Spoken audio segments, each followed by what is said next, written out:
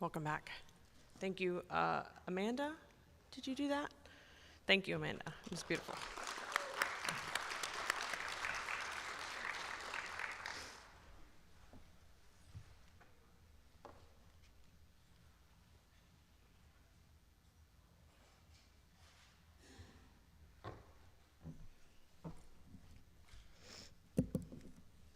Okay, let's do this. Next thing on the agenda is recognition of lifetime members. This is on the agenda as an opportunity for us to have our lifetime. LP Texas instituted a lifetime membership program in 2022, Mr. Emmeling? Was it all the way back to 22? The lifetime membership program has existed since 2022. Is that correct? Okay, so in the middle of the 20 to 22 term. Since then, I know we've had a number of people sign up for that distinct honor. That is, of course, a donation of $1,836 all at once. You can become a lifetime member of Texas, of the Libertarian Party of Texas. So at this time, I would like to recognize all of those in the room who are current Libertarian Party of Texas lifetime members. So if you'll please stand.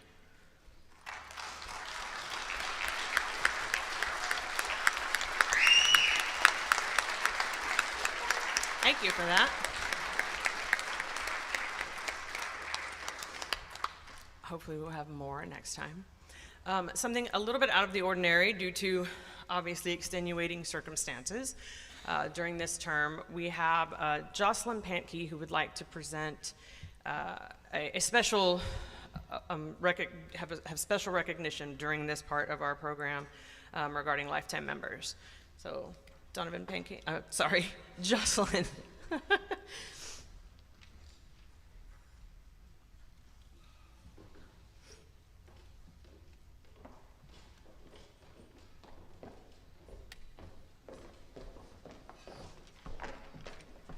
Thank you to the body for allowing me this moment.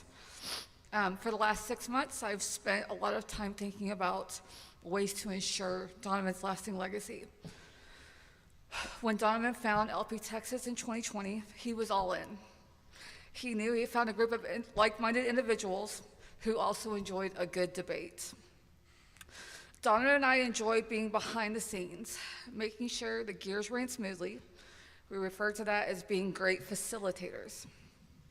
The people in this party that volunteer their time and energy, but expect nothing in return, are what makes us the best Libertarian state affiliate. Yeah.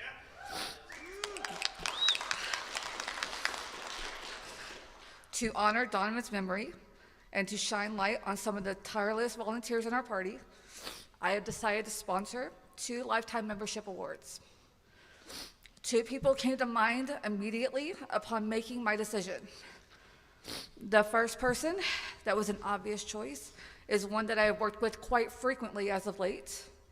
They blended in with this party very easily, always volunteering to help out in any way that they could. If not for this person, I would probably still be hiding in that corner over there, still manually entering all the vote with your dollar transactions. Amazing fundraiser and an awesome debate, but a whole lot of work for your bookkeeper. The first Donovan Pankey Lifetime Membership Award is for Austin Hugan.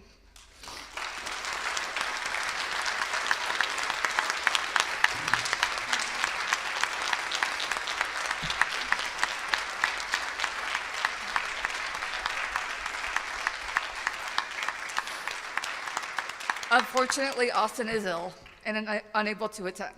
I have been in communication with him.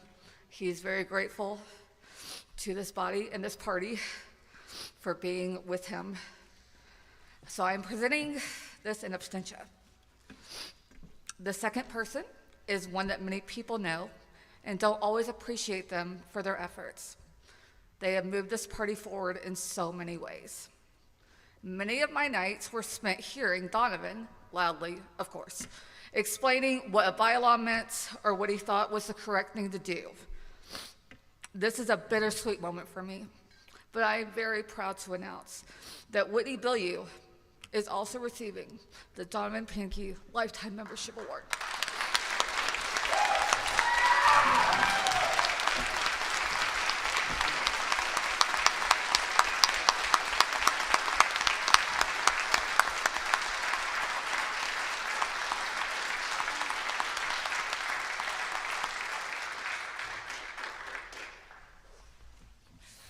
Thank you.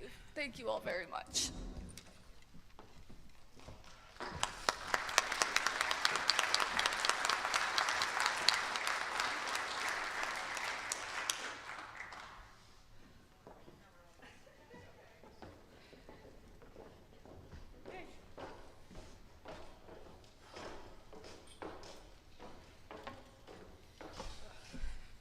All right, on we go. God, y'all seen me cry a lot.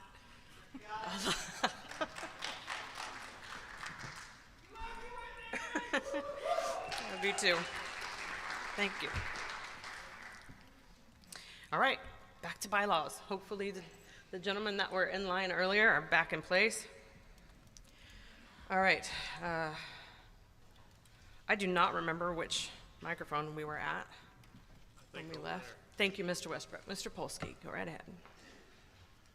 So I move to divide the question for item C that has been added to this motion to a separate motion. I have already consulted the parliamentarian, and he has confirmed that this is within order.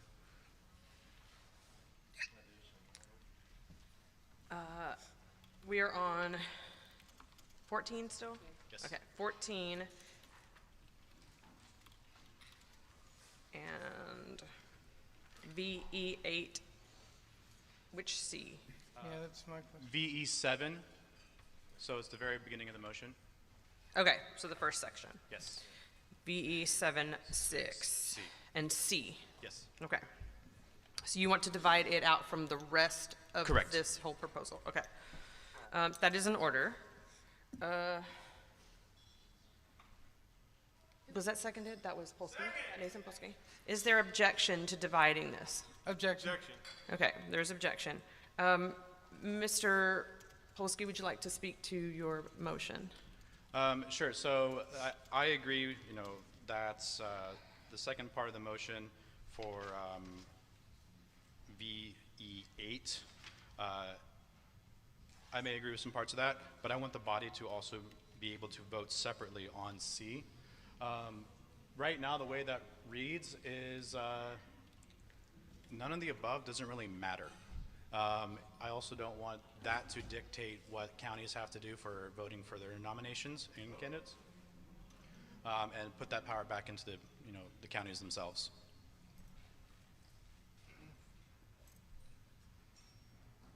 All right.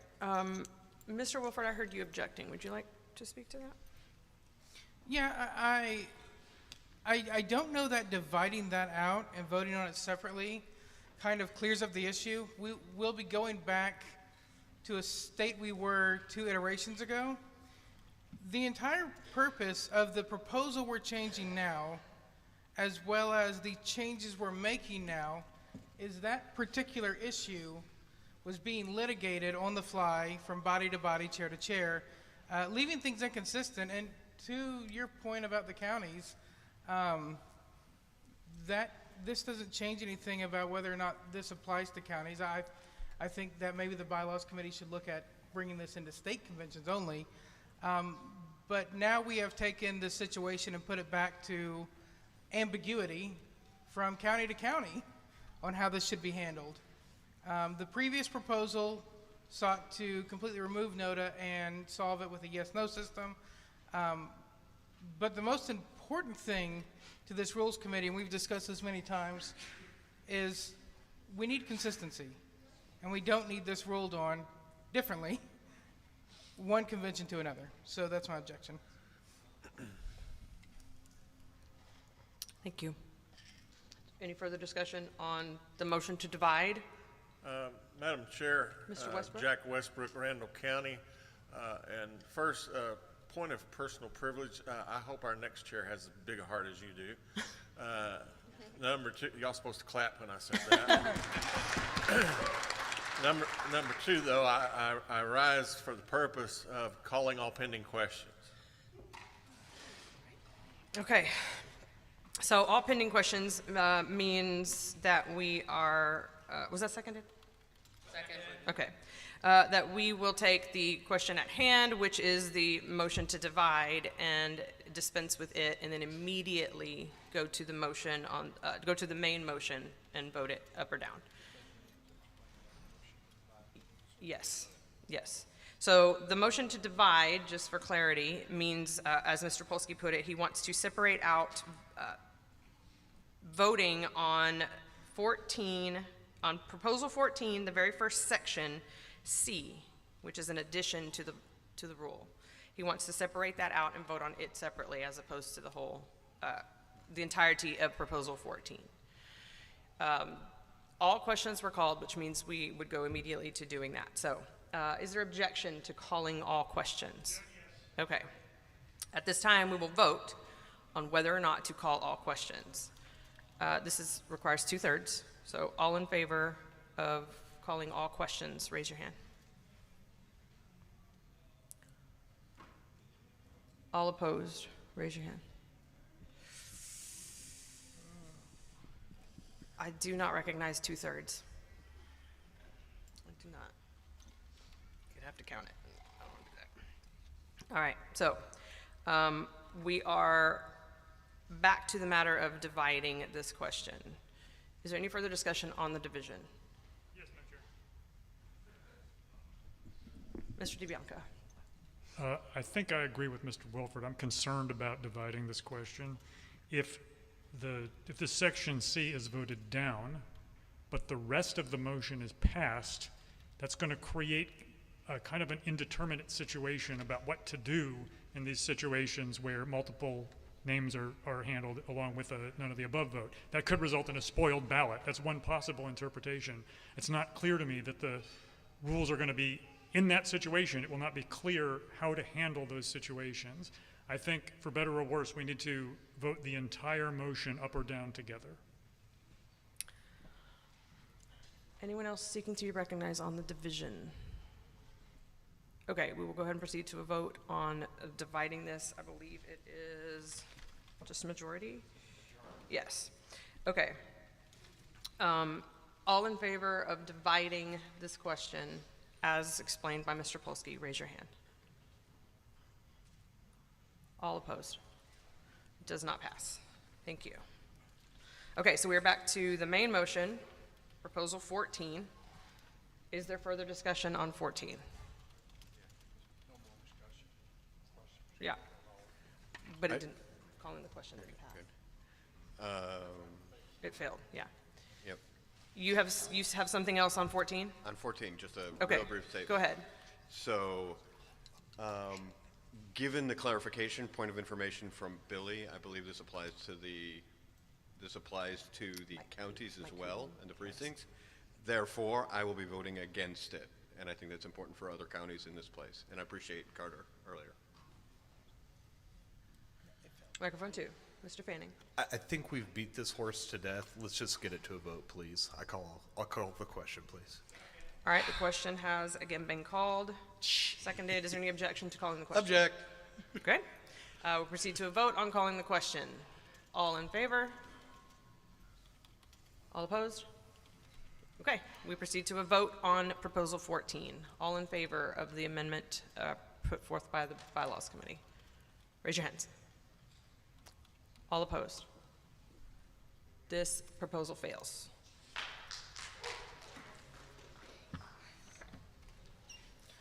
All right, number 15. So if that was my second favorite one, this has got to be my favorite.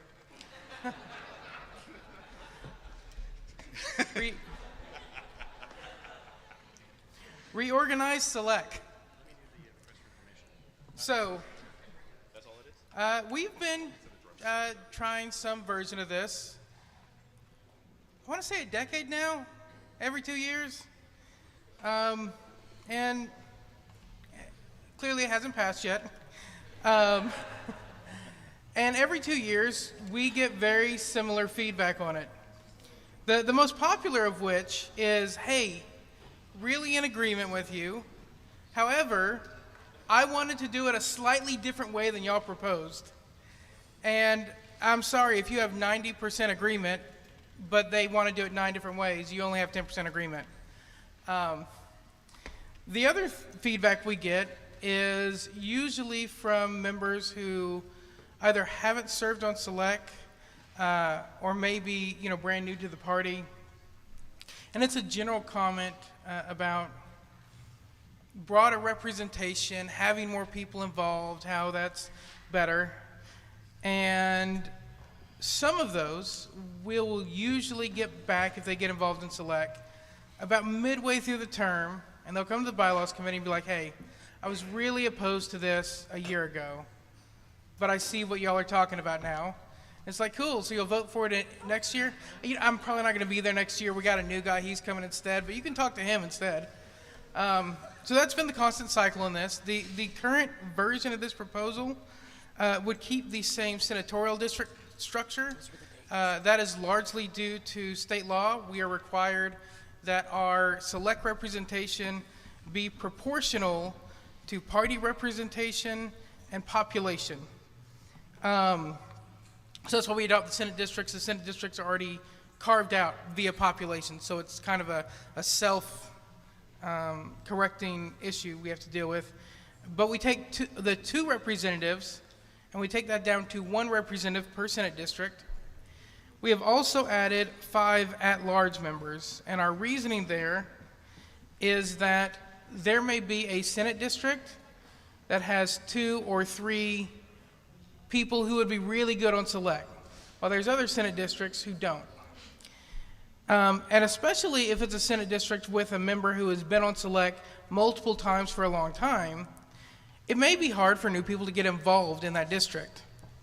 So our thinking there is open up 5 more at-large spots that this whole body would vote on, and then take those 5 spots and let the more tenured members run for those instead, and open up some of the district representative spots for people in the district who may be newer and coming behind the more tenured members. I will say there was also one amendment made last night to this proposal in our meeting.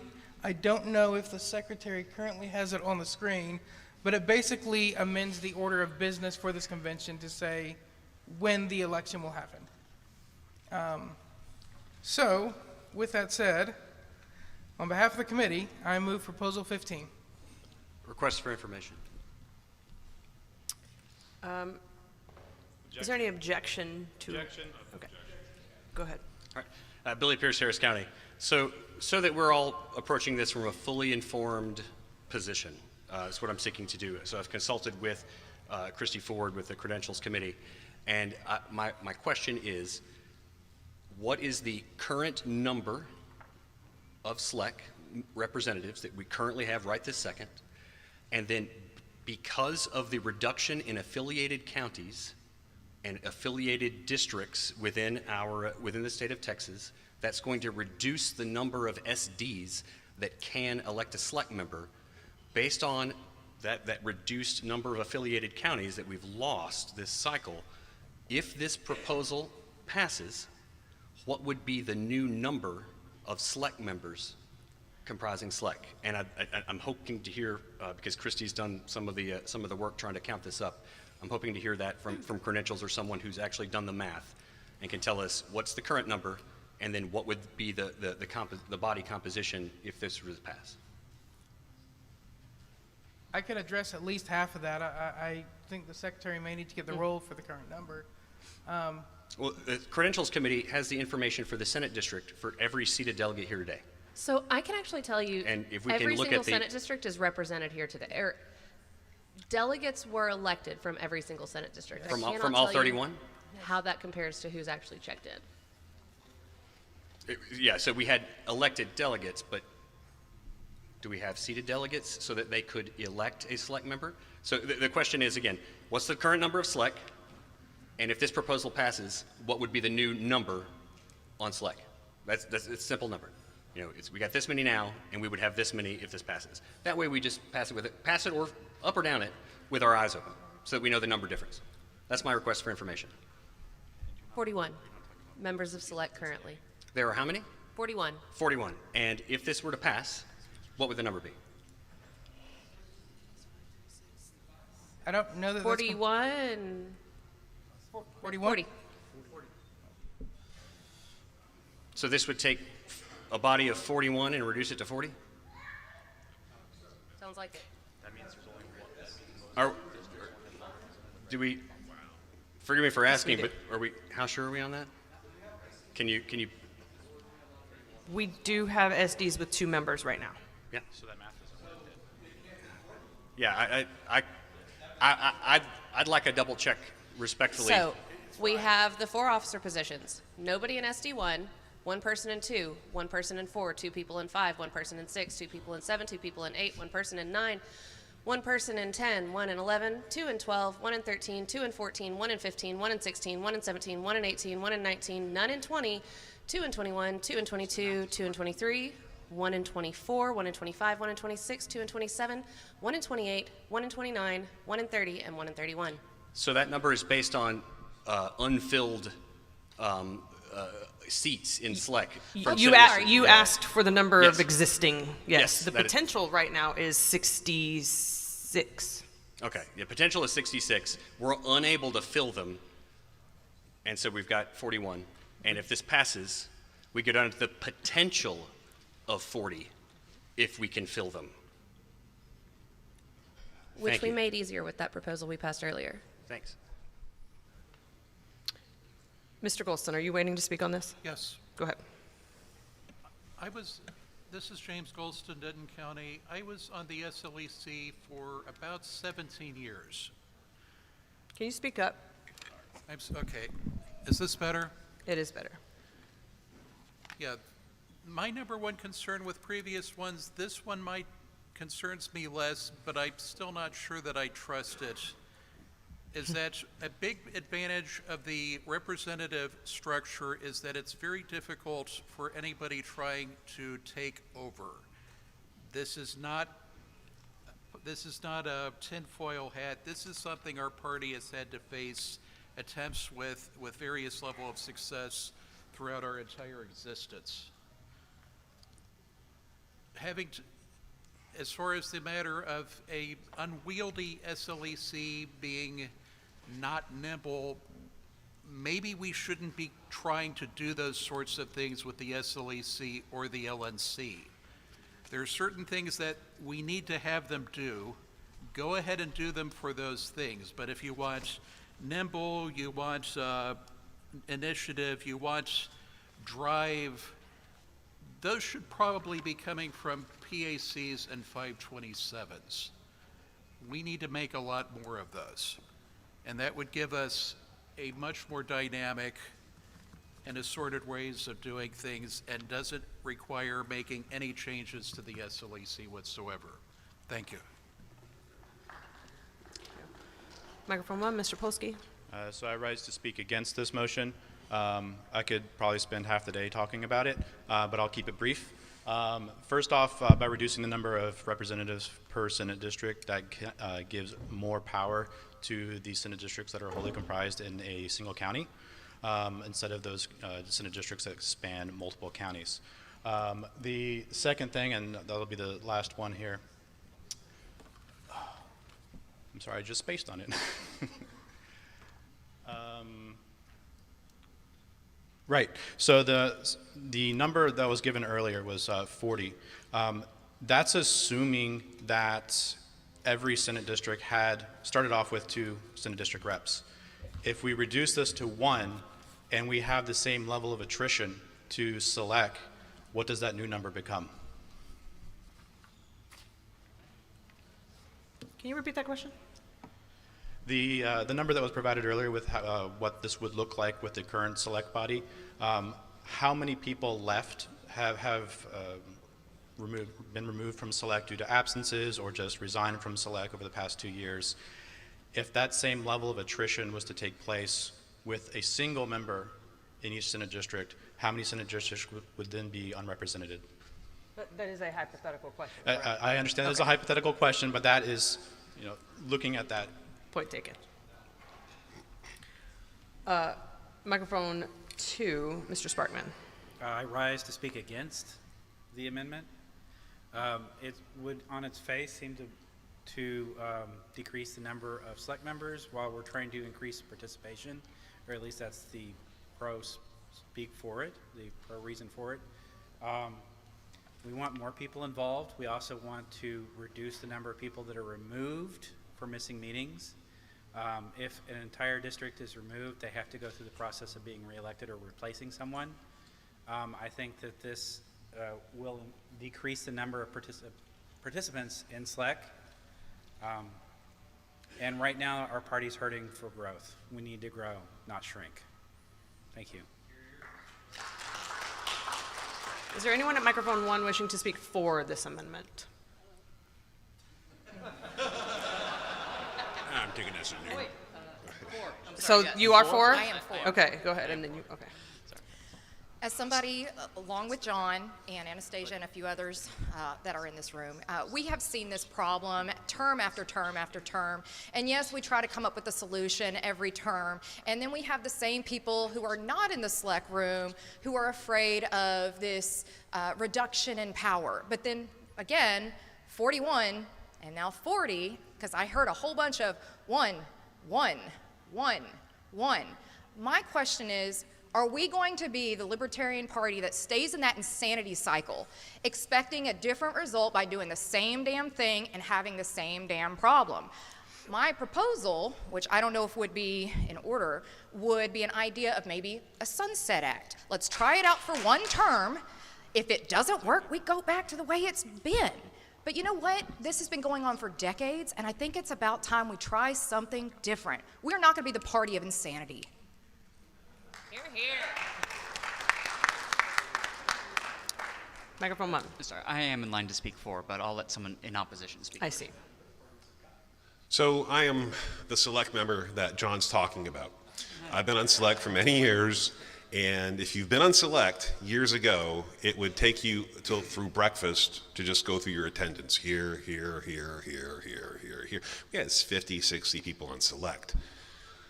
We also had a lot more people in this room for our state convention. I am fully behind that first part. I love the idea of an at-large representative. My problem is with this one select person. And again, I've been for this before in the past, but I'm looking around the room and I've seen, Harris County has had bigger conventions than we have right now, folks. This is not the time to start trying to shrink the party. I think this motion is a good motion, but I think it's at the wrong time. And right now, we need people to come to our events, to show up for select, to be part of this.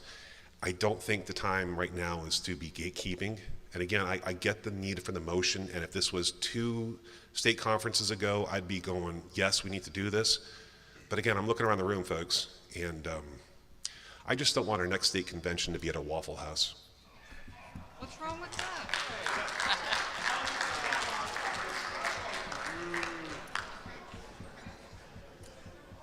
Mr. Fanning, are you speaking for or against?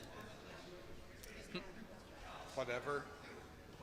If you would like, Nathan wants to go first, that's fine. There was someone else wanting to speak for. I want at least one more of those. That's you? Please go.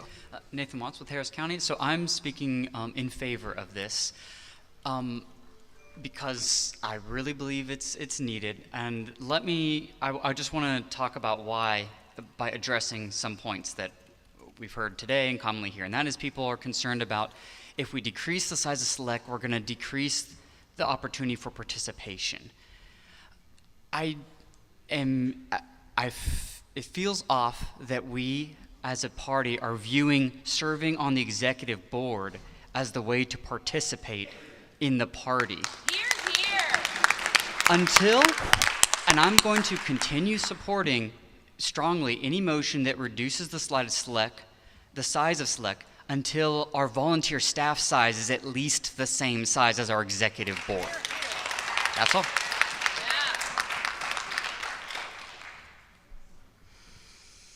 All right. Microphone 2.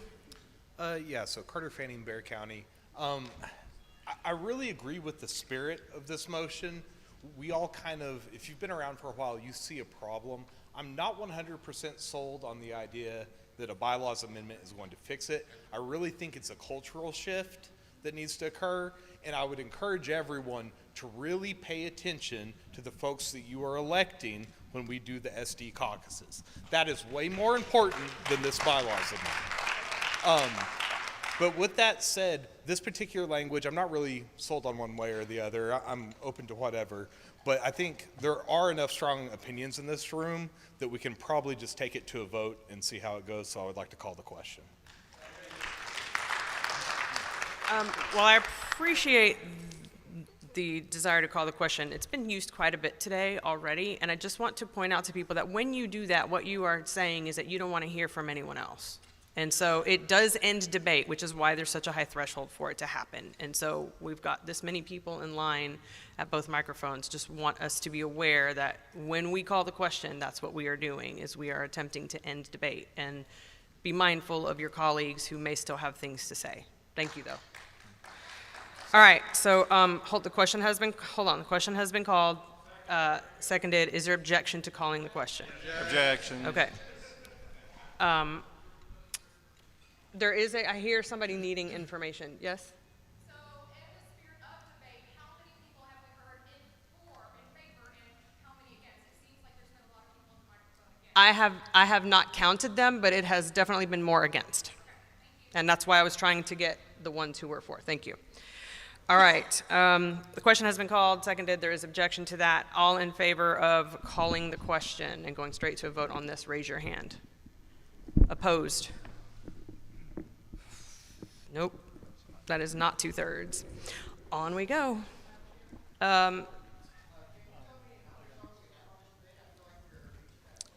We have 2 minutes and 39 seconds. Microphone 1. Steve Ravitt, Hayes County.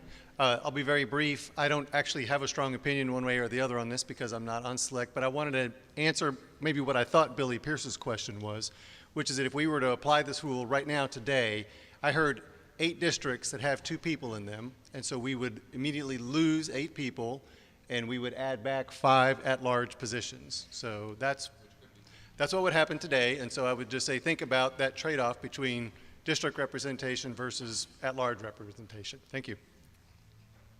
Thank you. Nolan Schmidt, were you going to ask if I was for or against? Or? Move to extend 5 minutes. Hold on, please. Hold on, please.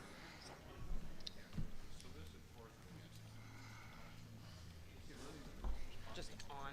Okay. Go ahead. So, because I've been seeing that there's just been this one problem with the cutting down 2 reps to 1, I would like to move to suspend the rules so we can vote on that particular part separately from the rest. To divide it, pretty much, yes. Yes, yeah. That would be a division. Yeah. Okay. All right, so we have 1 minute remaining, by the way. If I heard it seconded. Is there an objection to dividing this? Objection. Do you feel like you've spoken to your motion to divide? Yes. Okay. He wants to divide the Part 2, I guess, from the rest. going from 2 to 1. Yes. Yes, the 2 to 1. He wants that one taken out or voted on separately. Okay. We have 30 seconds. Move to extend 5 minutes. If it's in order. Can we do that while we're in the middle?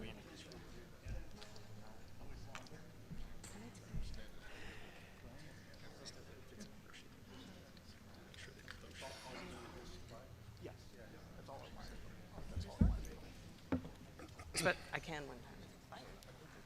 Yeah. Okay.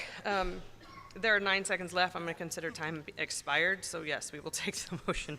The motion to extend for 5 minutes. 5 minutes. Objection. Thank you. Okay. Can we dispense with arguing about why we want to extend time and just? Okay. All in favor of extending time for 5 minutes for this question only? For division is basically where we are right now. Oh, no, mine was for the outside the division. I asked before the division. and the division is in a separate time gap. Okay, so 5 minutes for the whole thing. Yes. All in favor of 5 minutes to continue this discussion? Opposed? Oh, it only needs majority anyway, so yeah, we got 5 more minutes. Okay, Mr. Schmidt moved to divide. There was objection to dividing. He spoke to it. Somebody who objected? In the audience. Go for it. Tell us why you object. Point of order, it's not debatable. What's not debatable? Division. Division is not debatable. Division.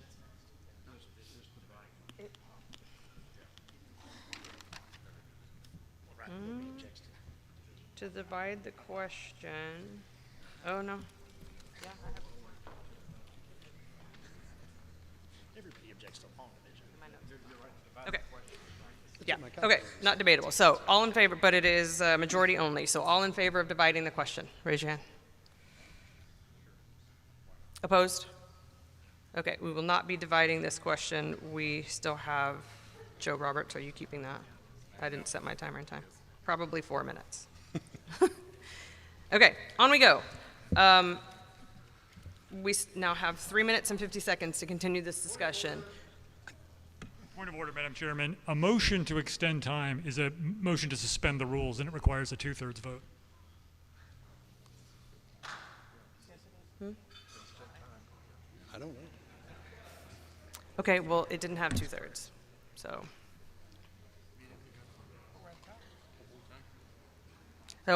Okay, we're going to do this. We have 3 minutes left from the time that was extended. And we still have people wanting to talk about, this many people wanting to talk about it. So far, most of them have been against it. So, what are we going to do with the next 3 minutes, y'all? I hear another point of order. They don't exist. Time has expired. Right. His point of order means that 3 minutes are gone. So. We can argue it for another 10 minutes then.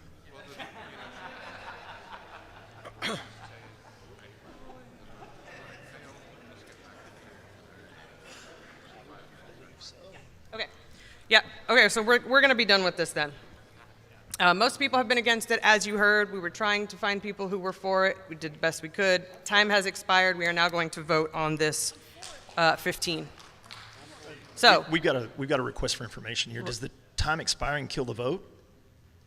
No. Okay. No. It takes it immediately to a vote. It wasn't my question. Just making. Takes it immediately to a vote. All right. So we are now voting to whether or not to adopt Proposal 15. Back to 2/3 requirement on this. So all in favor of Proposal 15, raise your hands. Opposed? Okay, it does not pass.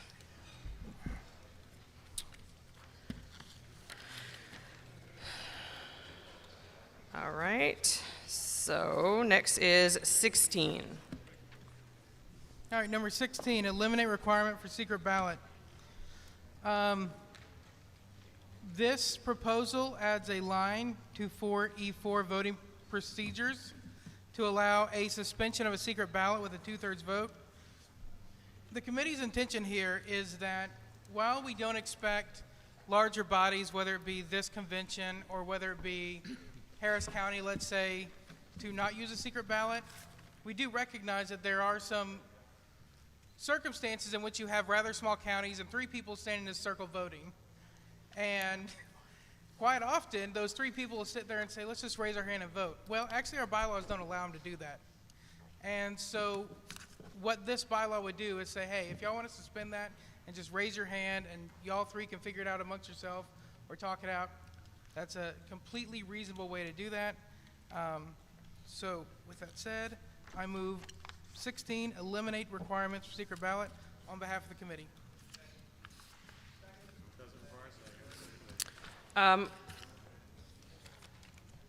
There is objection. I'm hearing objection. Objection. To 16. Do you feel you need to speak further to this, Mr. Wilford? No. Who wants to speak for the objectors? Go for it. Arthur DiBianca from Travis. Unfortunately, this amendment does not say anything about the size of the group voting.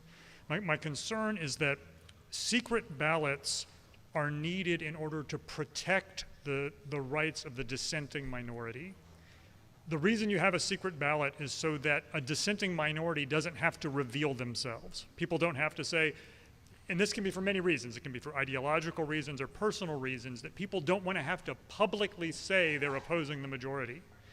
The problem with allowing a vote on a secret ballot is that someone moves to, okay, I want to get rid of the secret ballot on this. Now that dissenting minority is put in exactly the same position, because when they say, oh, no, I want to keep the secret ballot, they're revealing themselves as being part of the dissenting minority. Yes. So, Yes. no question that secret ballots are a little bit more of a pain to undertake. I just think we've got to do it, because in protecting the rights of the dissenting minority to keep their dissent secret is the whole point of it. Thank you.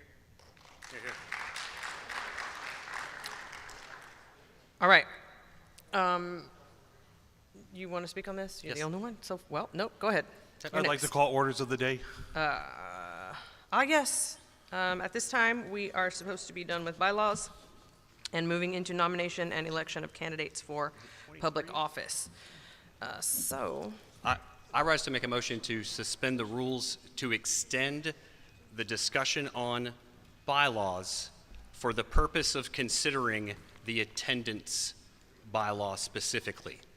And I'm going to do this in a one-shot because I respect the body's time, but I'm making a motion to suspend the rules, which will require 2/3 of you to agree with me, because the attendance bylaw consideration is key to the functionality of our executive committee, especially given how we all just voted on the select composition matter. So this is just taking care of the one thing that I don't want our system to be broken. 23, yes, number 23. All right, this is just to take care of that one thing so that we don't leave something half done. I hear seconds. Okay, so first of all, what we're going to do is since time expired on this, we're going to go ahead and take a vote on the one that we were on, which was the orders of the day motion interrupting? 16.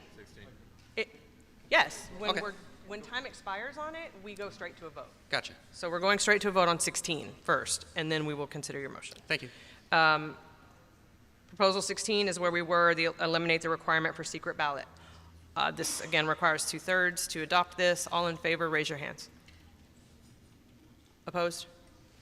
Okay, this proposal fails. Now, Mr. Pierce, you just moved to extend time for bylaws discussion to specifically consider which proposal number? 23. 23. I'm doing this in a one-shot. Late attendance, it's called, late attendance does not count for absence. Was your motion seconded, sir? Yes. Is there objection to suspending the rules to add time, or essentially extending time to discuss that one only? Okay. We will vote now on whether or not to extend. Did you say how much time? I did not, just for this one item. So however long it takes, we can't do that. 20 minutes. I need you to tell me how much time. 10 minutes. 10 minutes. 10 minutes. 10 minutes. The maker 10 of the minutes. motion Let's get it done, says folks. 10 minutes Let's get it done. to consider proposal 23. All in favor?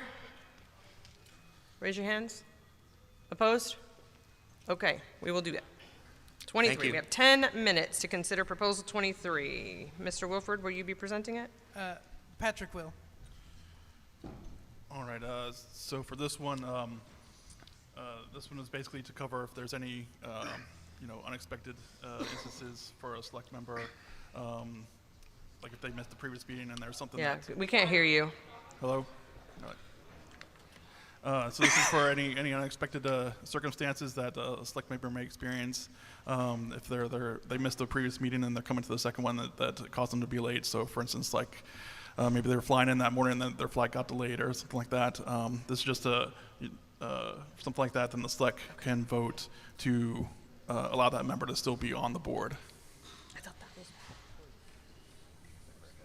So on behalf of the committee, I move this proposal. All right. Is there any objection? I do hear objection. Okay. 4. We'll start over here with microphone 2. Madam Chair, I rise to make a motion to suspend the rules to consider an amendment striking anything after the member was removed.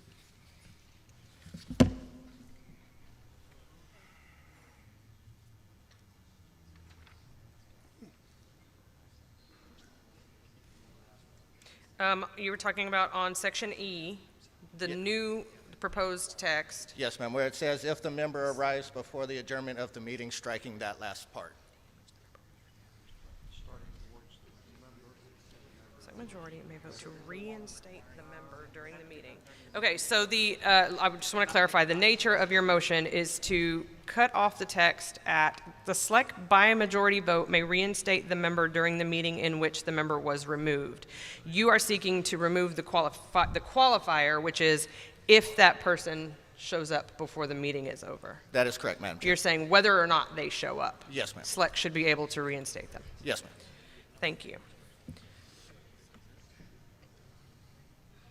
Your motion fails for lack of second. Second. Too late. All right. Moving on. Microphone 1. Speaking for, and I actually would have been for the adjusted amendment even more. I was in my second term as SLEC in 2020 during COVID. Because I work in schools, I caught COVID at least 4 times. 2 of those were during SLEC meetings, and I was feverish and sick. Not really sick, because after the first time, COVID ain't that bad. But I was feverish, and by all kinds of policies, I needed to stay home. That was 2 meetings in a row, and I was kicked.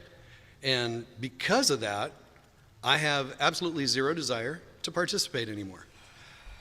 When we do things that make it difficult for people to serve, they stop. So I'm in favor of anything that makes it easier for people to serve, to stay on, to make allowances for things beyond our control, and not wanting to be Typhoid Mary at the next SLEC meeting. Thank you.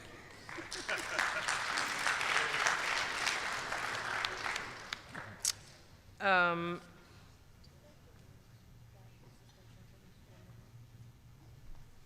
me see if I can find him. Where's the gentleman who moved to the amendment to strike that language? Can you tell us your name and county? That's Nick Hearn. Yeah. Thank you. Okay, microphone 2, Mr. Sparkman. I rise to speak for the amendment.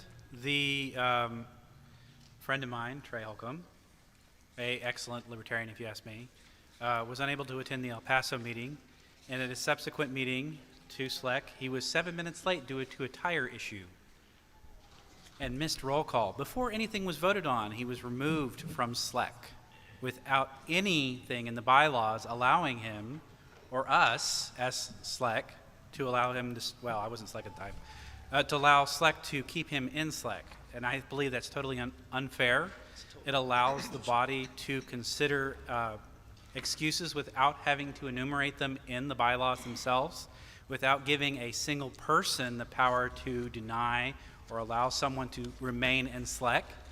This allows people to remain in SLEC and participate in LP Texas.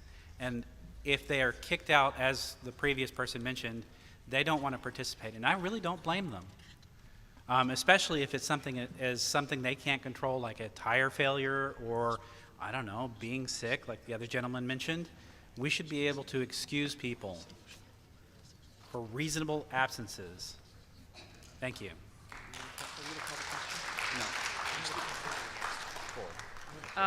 Do we have anyone speaking against at microphone 1? Anyone speaking against? I'm sorry. Yeah, speaking against at microphone 2. I move to call the question. All right. Question has been called. Seconded is Randy Simbro. Randy Simbro Comal. Look at that. I remember. Oh, it also is sitting right there, but that's not why. I didn't cheat. Oh, you. I'm against the amendment. I didn't see you. Yeah, I know. I mean, when you've got a big presence right here, anybody can be hit, right? The question has been called.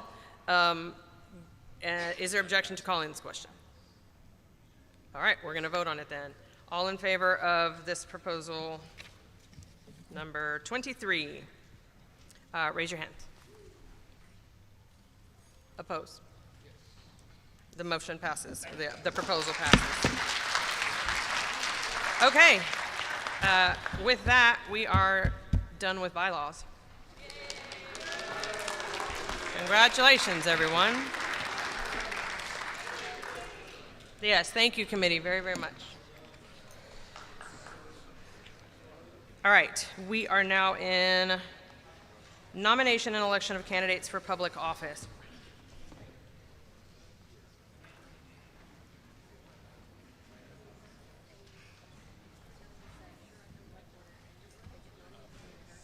For public office? Okay.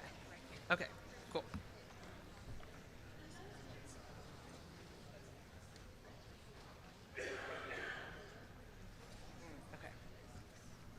Okay. All righty. So as you know, we have several people who are seeking this party's nomination for various public offices, wanting to be on the ballot in November. The ones that we would take up today are the ones that have to receive their nominations by a state party, not just a district or county. All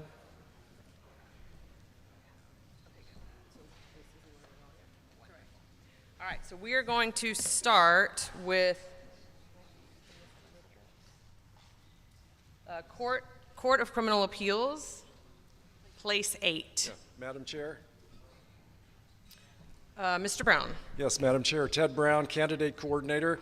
I wonder if it would be in order to place in nomination the 4 court candidates all at once? All court candidates? All the 4 all court at once? candidates in one motion? There's no reason that shouldn't be in order. No. It's not a slate. So a slate, since that word gets thrown around quite a bit incorrectly, a slate is when you take all or nothing. That you elect them all, or you elect none of them. And you elect them together as sort of a single unit. A list of candidates, especially if they're for different positions, is just an opportunity for us to get all of the nominations done for those. We still send out ballots, and you still vote in each one individually. That is not the same thing as a slate. Slates are not permissible in this party, so we won't be doing it that way. In other words, if we have 3 candidates for 3 different offices and you want 1 or 2 of them but not the third one, then don't vote for the third one. That's not a slate. There's still separate individual races that you are voting for. So we have a motion to take up all of our judicial candidates together.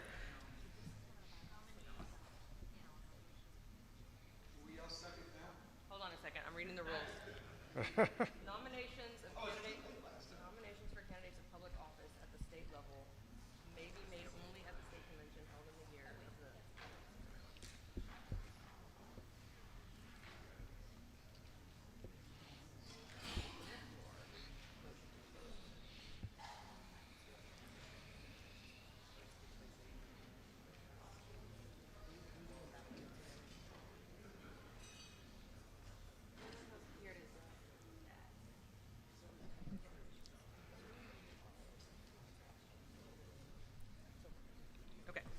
That would be in order.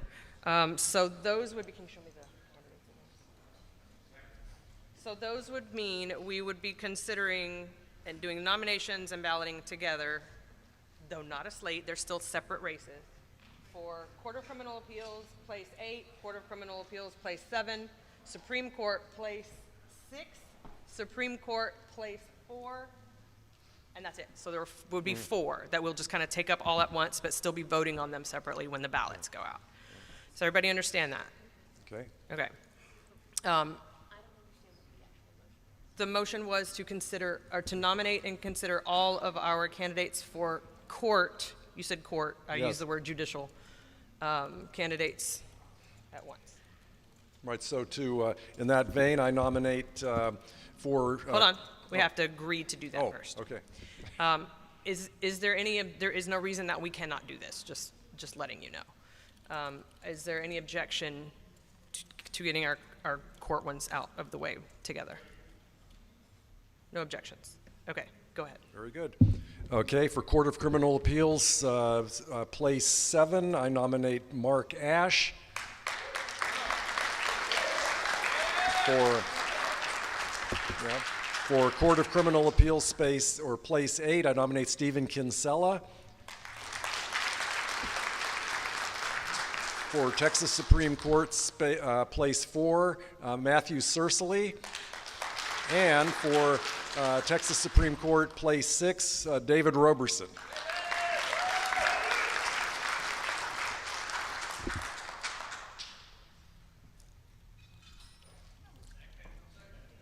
Nominations do not require seconds also. Ms. Unzicker, do you have more nominations? I'd just like to say I endorse Mark Ash for Texas Criminal Courts of Appeals. Thank you.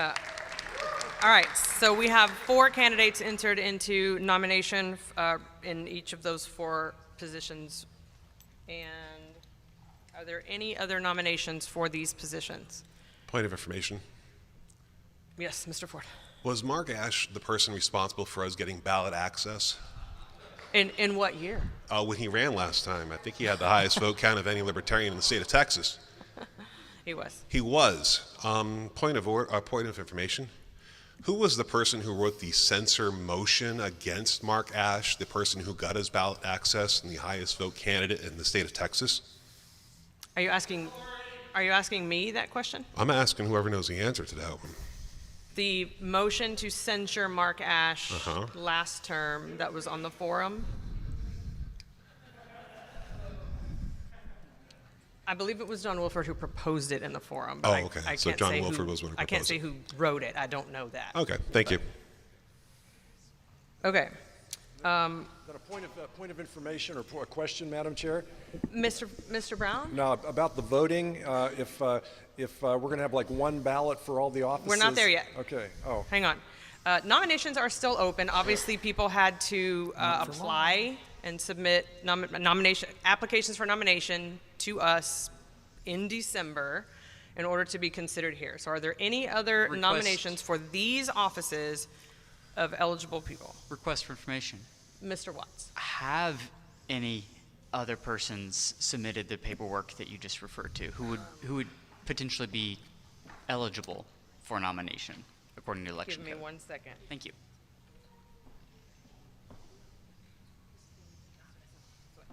Not for those 4. Thank you. I knew we had at least one that was. Okay. All right.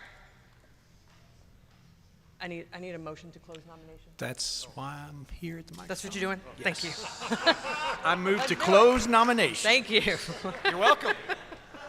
I thought Ted Brown had this whole thing planned out, and so he keeps stepping away from the microphone. Well, I have a question, though. Yeah, I did have a question, though, Madam Chair. Go ahead, Mr. Brown. Okay, since if there's going to be one ballot for all the offices, should we also nominate for the other remaining offices as well before we go to a ballot? If the body wants to do that, that is perfectly acceptable. Well, in that case, I also move to nominate Lynn Hawk Dunlap for Railroad Commissioner. Okay. Thank you. Is that it? Oh, and Wes? And then nominate. Yeah, go ahead, Wes. So he nominated this. I move to continue nominations before we move to the ballot of the judicial candidates. Say that again? I move to continue nominations of the other 2 slots before we go to the ballot for the judicial candidates in the interest of saving time. That way we have one ballot sent out, not a mess. I think that's what we're doing. Okay. Okay. Thank you. All right. Mr. Brown, you nominated Hawk Dunlap for Railroad Commission. Okay. Any further nominations for Railroad Commission? That is the only one that we have pending. Mr. Benedict? Are you seeking to be recognized for nominations? Yeah. I'm Wes Benedict from Williamson County, and I'd like to nominate a candidate for U.S. Senate. Oh, yes. We also have that.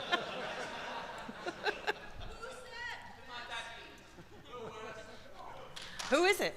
Tell us. I will, thank you. Again, my name's Wes Benedict. I'm from Williamson County. It's important to have Libertarian candidates on the ballot. I'm for a big tent, all kinds of people running, but it's especially important for the candidates at the top of the ballot. For example, United States Senate. Everyone in Texas, in addition to voting for president, they're going to have another candidate to look at. That's U.S. Senate here in Texas. And so when we were looking for folks to run for office and not a lot of eager people were stepping up saying, I want to run for U.S. Senate, I started talking to some other folks and we said, you know what, we really need a good, strong candidate for U.S. Senate.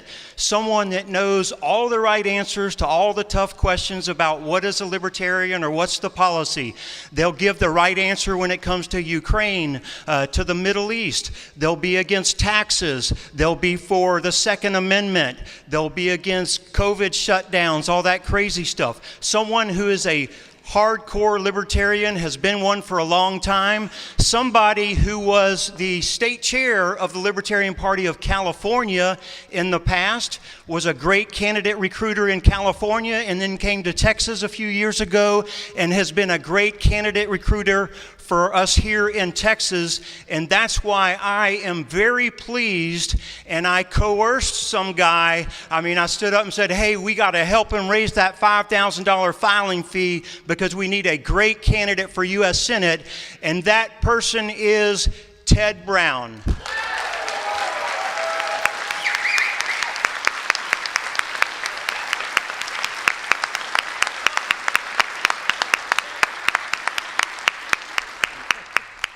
So, do you accept the nomination? Yes. Thank you, Mr. Brown and Mr. Benedict.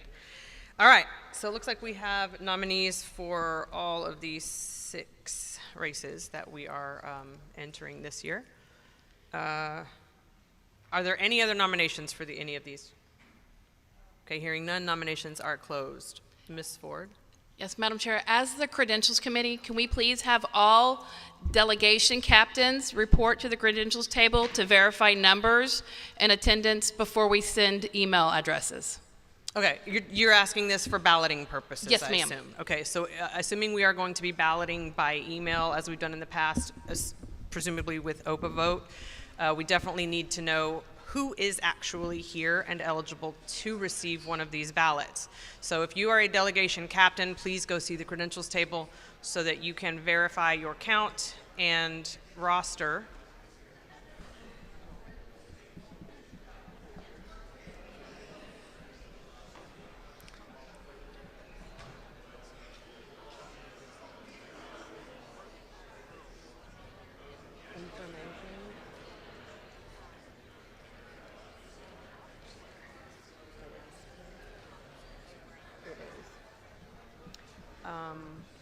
You're talking about like when they...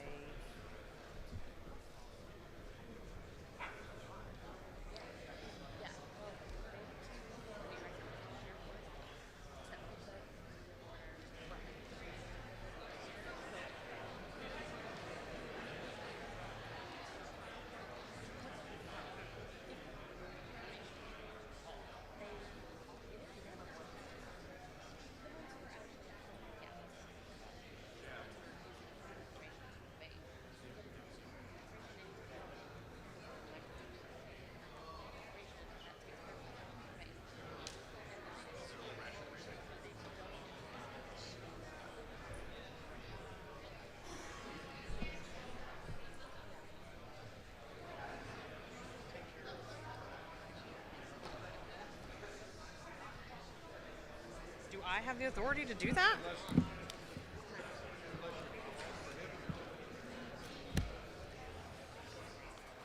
Well, we were going to have one that was contested, and that's why I'm a little confused, because apparently now we don't. Railroad Commission, but hold on a second. Hold on a second. Let me look at the rules. I'm looking.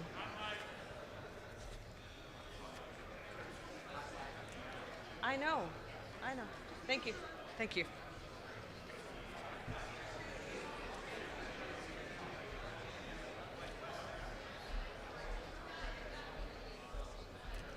So voting procedures.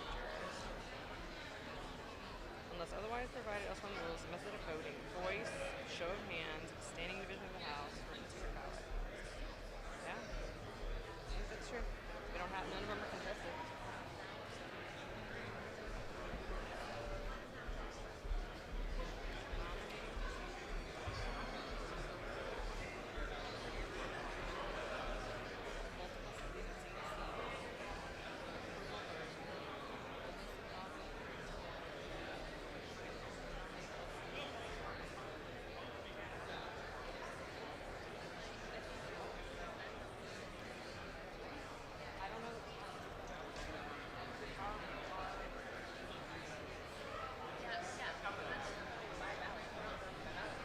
Right. All right, ladies and gentlemen, I need everybody's attention real quick. Credentials Committee, take a breath. Hang on. Everybody stop. Everybody stop. None of these races are contested. Therefore, we can dispense with balloting. Yeah. And we can return to our seats. And we can vote for each of these one at a time, voice votes. And yes, you will still get to vote for Noda if you want to. Hi.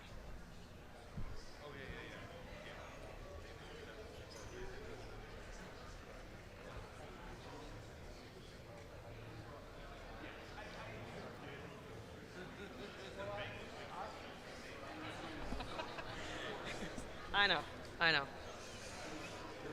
Got it. All right.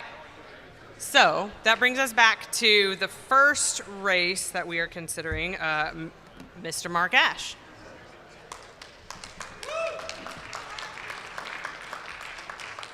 Let's have everybody get back in order. We are about to proceed with voting on the nomination of Mark Ash for Court of Criminal Appeals, Place 7. All in favor of Mark Ash? Aye. Anyone prefer Noda? Didn't think so. You are nominated, Mark Ash. Thank you.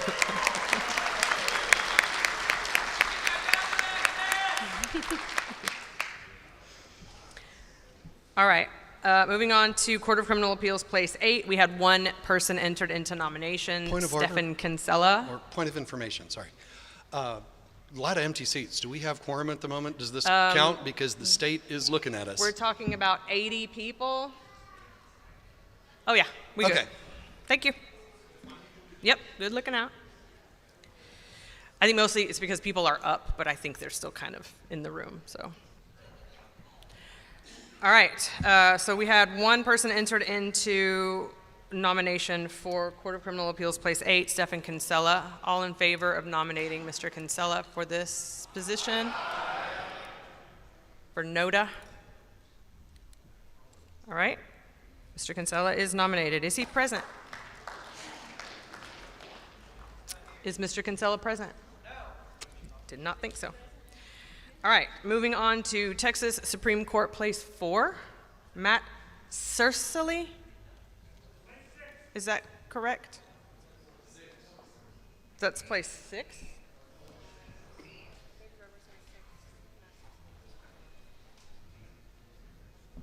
I have Place 4 as...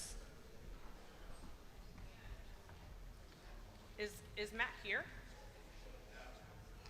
Is David Robertson here? Mr. Robertson, which place are you running for?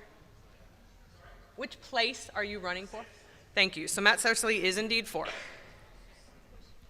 All right. All in favor of Matt Cercely as our nominee for Texas Supreme Court, Place 4? Anyone for Noda? All right, he is nominated. And Texas Supreme Court, Place 6, we have David Robertson as the nominee. He is indeed present. All in favor of David Robertson as our nominee? Anyone for Noda? Wonderful. You are nominated. Congratulations, sir. All right, next, Railroad Commission. We have one person entered into nomination. That is Lynn Hawk Dunlap. He would appear on the ballot as Lynn Dunlap. I do not believe he is present with us today. He did indeed get called to work. All in favor of Hawk Dunlap being our nominee for Railroad Commission? Raise your hands. Or say something, either one. Anyone for NODA? I see a couple of hands up for NODA. All right, Hawk nonetheless is nominated. Thank you. And for U.S. Senate, Mr. Brown, Ted Brown, was put into nomination.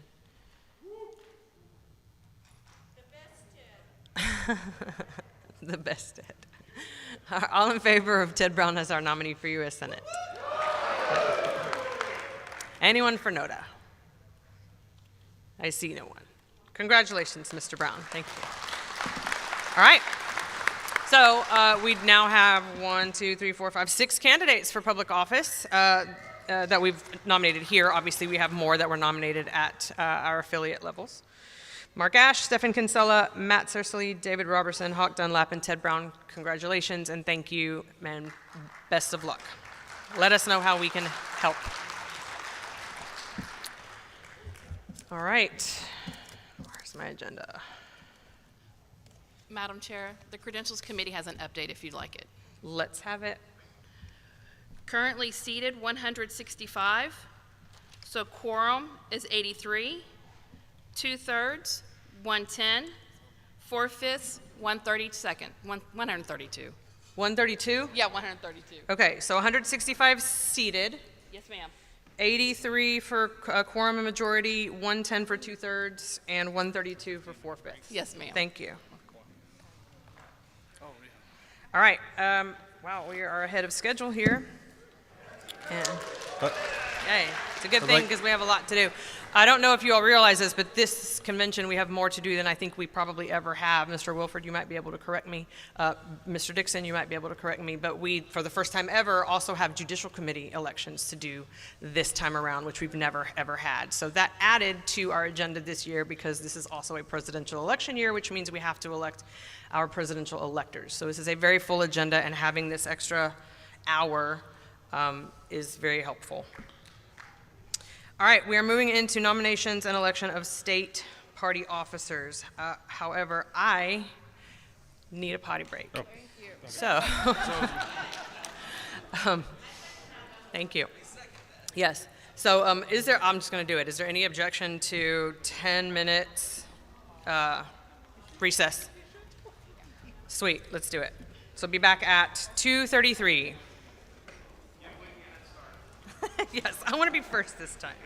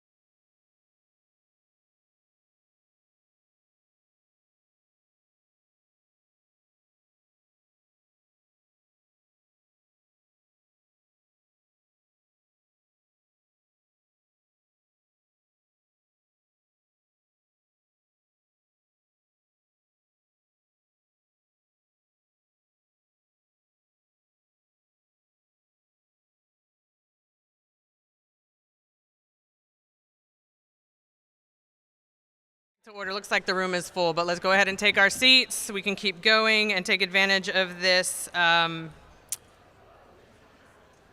benefit of time that we have. Are you in line?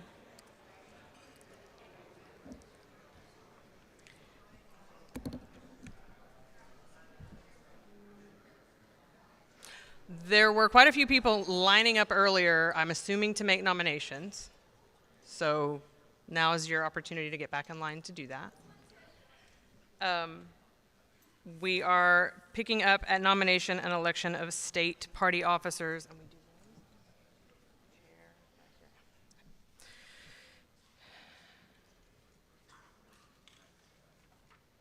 I do recognize quorum.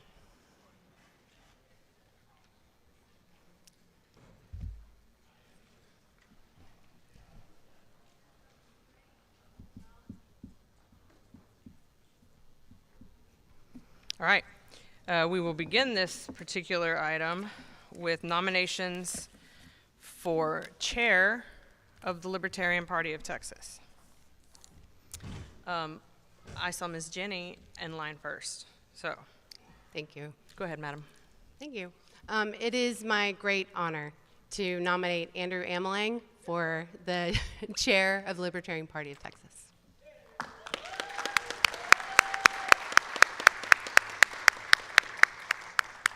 Mr. Ameling, do you accept? Oh, there you are. Have you been there the whole time? Oh, I'm coming, Elizabeth. I have no idea what that was. Paul, are we okay? Nope, I'm out. Oh, no, there it is. We good? Okay. All right. I don't see anybody else up here. Yes, sir? Robert Broadfoot from... I need order, please. I cannot hear the speaker. Go ahead, sir. This is Robert Broadfoot from Collin County. I nominate Nathan Polsky from Collin County as well. Robert Broadfoot? Broadfoot, right, for chair of the Libertarian Party of Texas. Thank you. Are there any other nominations for chair? Hearing none, nominations for chair are closed. Ah, yes. I figured you did. Sorry, I should have asked. Okay. All right. Any objection to just moving forward with vice chair and like just the way we did with the other ones? Okay, let's do it. All right, so we'll now go to nominations for vice chair for the Libertarian Party of Texas. Mr. Sembro. Are supporting statements allowed?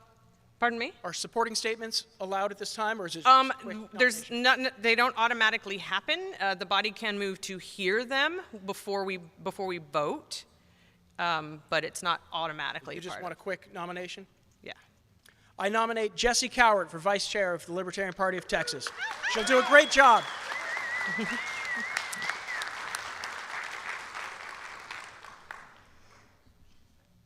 Sorry, and I actually misunderstood what you were saying. You wanted to be able to say a few words while you nominated. That's fine. I thought you meant like nominating speeches for. Okay. All right. Any other nominations for vice chair? Yes, sir. Paul Thompson, Collin County. I would like to nominate Joe Roberts. Joe. Where's Joe? Why can't I see you? Oh, you were somewhere else earlier, I thought. Thank you, Joe. All right, are there any other nominations for vice chair? Mr. Ameling? Madam Chair, Andrew Ameling, Washington County. I'd like to nominate John Wilford for vice chair. Where is Mr. Wilford? There he is. I see him walking. Mr. Wilford, do you accept? Yes. All right. That brings us to nominations for secretary. Mr. Schmidt, microphone 2. I would like to nominate Anastasia Wilford for secretary. You accept? Thank you, Mr. Schmidt. Any other nominations for secretary? Microphone 1, Mr. Townsend. I'd like to nominate Christy Ford for secretary. Oh, that's Bobby. Yeah, Bobby Townsend, Houston County now. Yeah. Thank you, Ms. Ford. Any other nominations for secretary? All right. Now for treasurer. Any nominations for LP Texas treasurer? Okay. Kate Prather, current treasurer for the next, few hours maybe? I would like to proudly nominate our very own redneck Romeo, Joe Burns, for the treasurer of the Libertarian Party of Texas.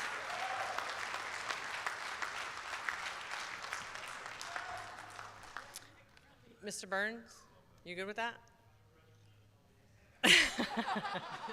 Under duress.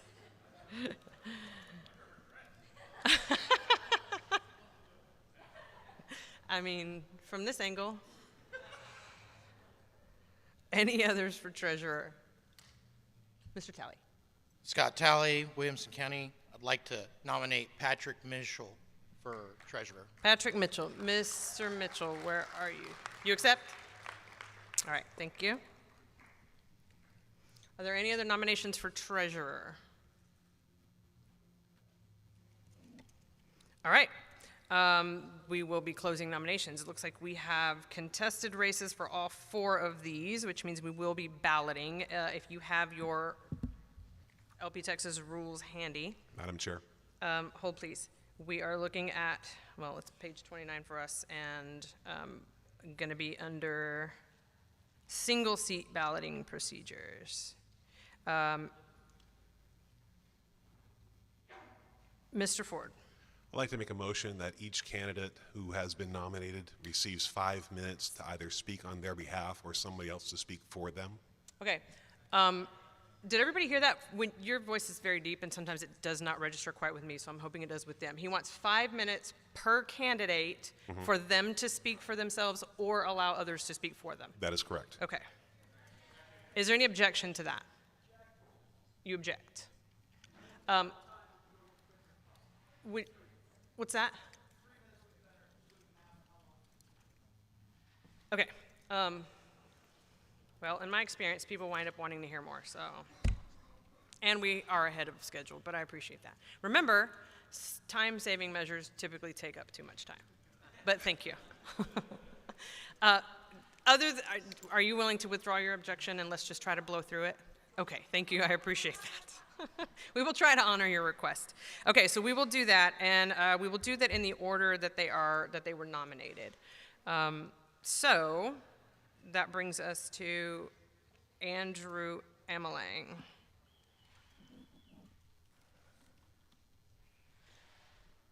Oh, you gonna do it from up here? Okay. What about this one?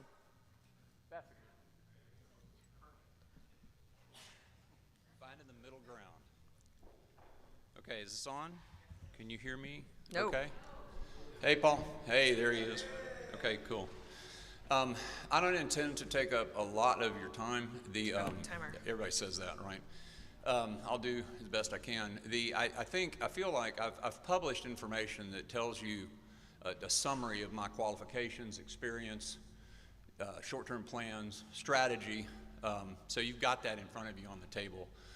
And I think the tail of the tape tells a story of its own as far as me and Nathan. I like Nathan. I have nothing against him personally. I have nothing against any of the candidates running today personally. But if I'm going to be chair of this organization, I have to make hard decisions based on the truth of my evaluation of what I'm looking at the time.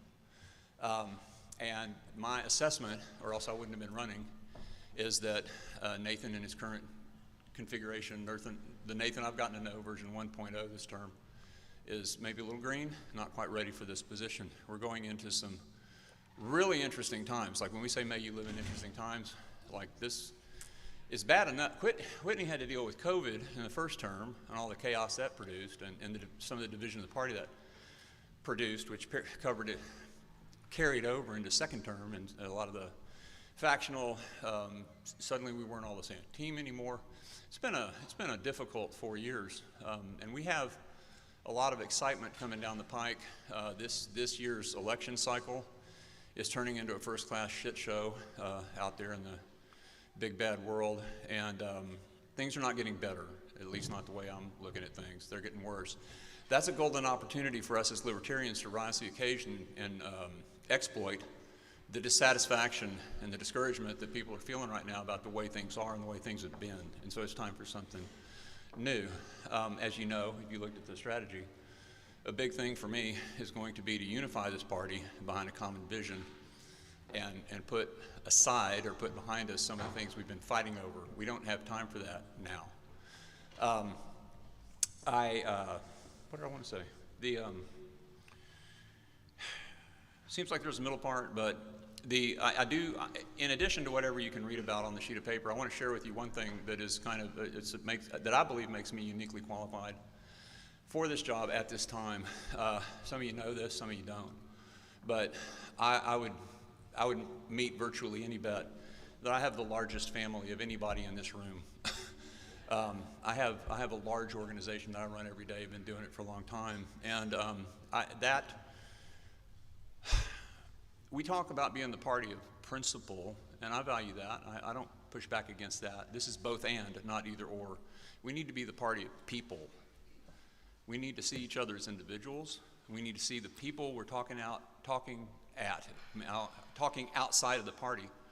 We need to see the people outside the party as individuals. We need to be able to explain ourselves in terms that make sense to them, not just throw our principles at them and then tell them they're stupid if they don't get it on the first pass. So it's time for us to be able to reach outside of ourselves and explain what we're doing.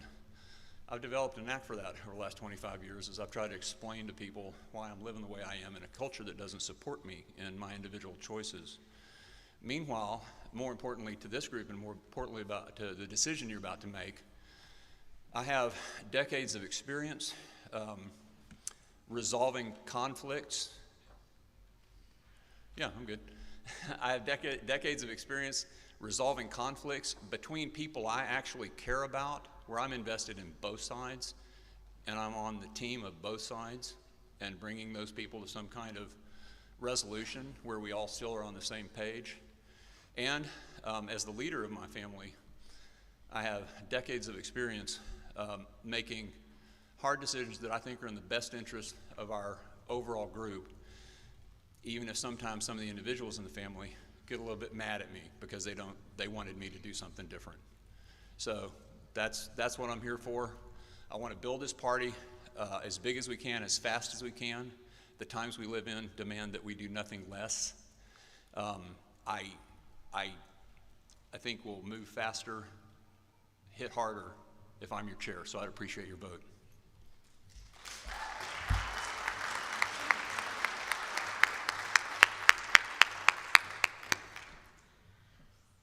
That was perfect timing. Look, you've grown a lot. Remember when we used to have to extend time for you a lot?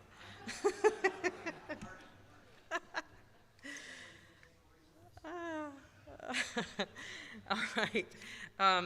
Mr. Polsky, 5 minutes. Please.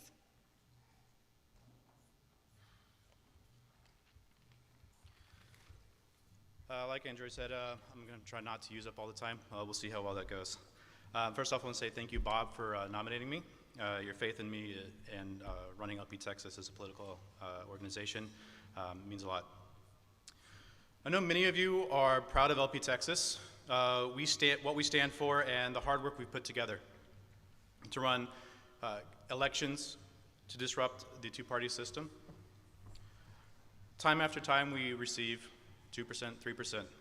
We can do better, we are better. Where we can do better is providing affordable, consistent support for our counties and for our candidates. We need strong affiliates to grow the party. A grassroots explosion is what is required to make that happen. It's time for LP Texas to invest resources and manpower into building that infrastructure and empowering those candidates and those counties. I've talked to candidates in the state, and I'm continuously told, I wish the state party would have helped more, had more trainings and more resources. My highest priority as state chair will be to give each and every candidate running as a Libertarian a simple tools needed to get elected. These will include in-person training, virtual online training, and everything else needed to fully prepare them for those races.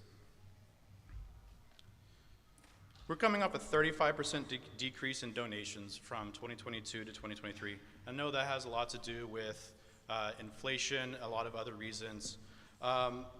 We're also spending more money than we did previous years in how much we brought in. We can fix that, and in order to do that, again, we need to be getting those counties affiliated. We need to maintain those counties. They need to be bringing people into the party to support.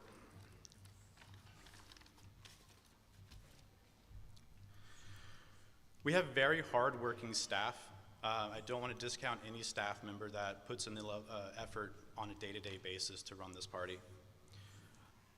What I do see, though, are some bottlenecks and an awkward organizational structure. Staff should be in positions that fully utilize their talents, and in doing so, they'll be well equipped to make their departments better and work more efficiently. I'll support staff in making these changes so that we can make LP Texas the best it can be. Are you excited about growing, increasing donations, and winning elections? I'm the candidate with a plan for that. We are more than a party of 3%, and we can start winning elections. The time for change is now, and let me be that change for you. I'm Nathan Polsky, and I am asking for you to join me on this incredible mission for success. I yield the rest of my time to the body. I don't know how much was left. I think you have a minute and a half. All right. Thank you.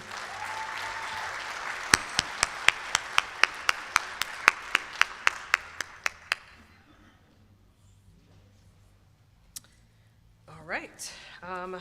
That brings us to the candidates for vice chair. We had the first nominee was Jesse Cowart.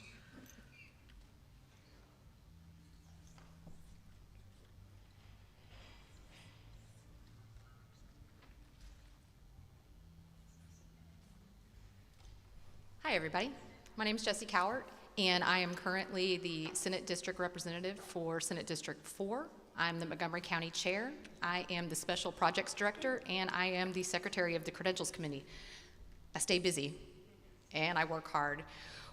When I started with this party, I was a wallflower. I sat in the peanut gallery, as we like to call it, at select meetings, and I just quietly observed and listened, and I learned. And then I was elected as chair, and then eventually Senate District. I got on staff. All of that to say that I've paid my dues. There is something to be said for fresh perspective. I do have great ideas for what we can do with LP Texas, and it's really focusing in the political action area. I think everybody in this room is ready to win. We need a dub. We need a dub. The way we do that is by reinvigorating the political action department. We need to focus on candidate development, and not just candidate development, but campaign management development. We need people, need a bench of people who know how to be campaign managers, who know how to be campaign treasurers, that we can deploy strategically to the races where we have the best chance of winning. We also need to start growing the party again. Our numbers have dwindled. I was talking with a gentleman in the back saying, I'm looking around and I see a lot of gray hair, including himself, right? And I was like, hey, you know what? That's one of the things that I want to do as well. So back in 2021, I had started an initiative to try to do more campus outreach, and it kind of fell flat. I want to bring it back. I'm bringing it back. We need to get back out on college campuses. I was at Lone Star College Montgomery just the other day, and it was one of the most gratifying experiences that I had, was talking on campus with those young people and really seeing the lights go off in their head whenever you're talking with them about libertarianism. They are ripe for it, and that is something that I want to spearhead as well. I'm going to cede the rest of my time to some folks who want to speak on my behalf. 2.5 minutes left. Hello. I am speaking to enthusiastically support Jessie Cowart as the LP Texas Vice Chair. My experience working with Jessie has been nothing but amazing. She has held many roles in this party and has excelled in each one. Her groundbreaking efforts have laid a proverbial gold brick road. I urge you to select Jessie Cowart for Vice Chair.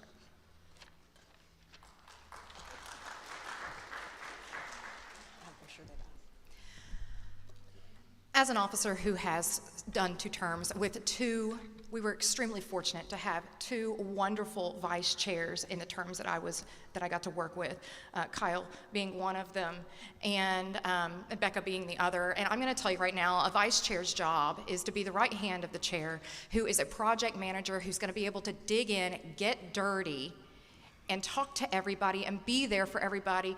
And I'm going to tell you, there's no better candidate for that. She's a project manager in her professional career, and for her to be able to bring that and see what she's been able to do on the operations side of this party, she's going to be able to fill those shoes of those 2 amazing vice chairs that will come before her. And with that, I strongly endorse and urge you to vote for my friend Jessie Cowart for vice chair. 1 minute left. Yeah, as your current vice chair for the next 24 hours or so, I am endorsing Jessie as my successor. I believe she'll be a strong right hand to whoever wins the chair position. And I believe rewarding someone who ran a department that lost 31 counties is not a good choice as our next vice chair. Thank you.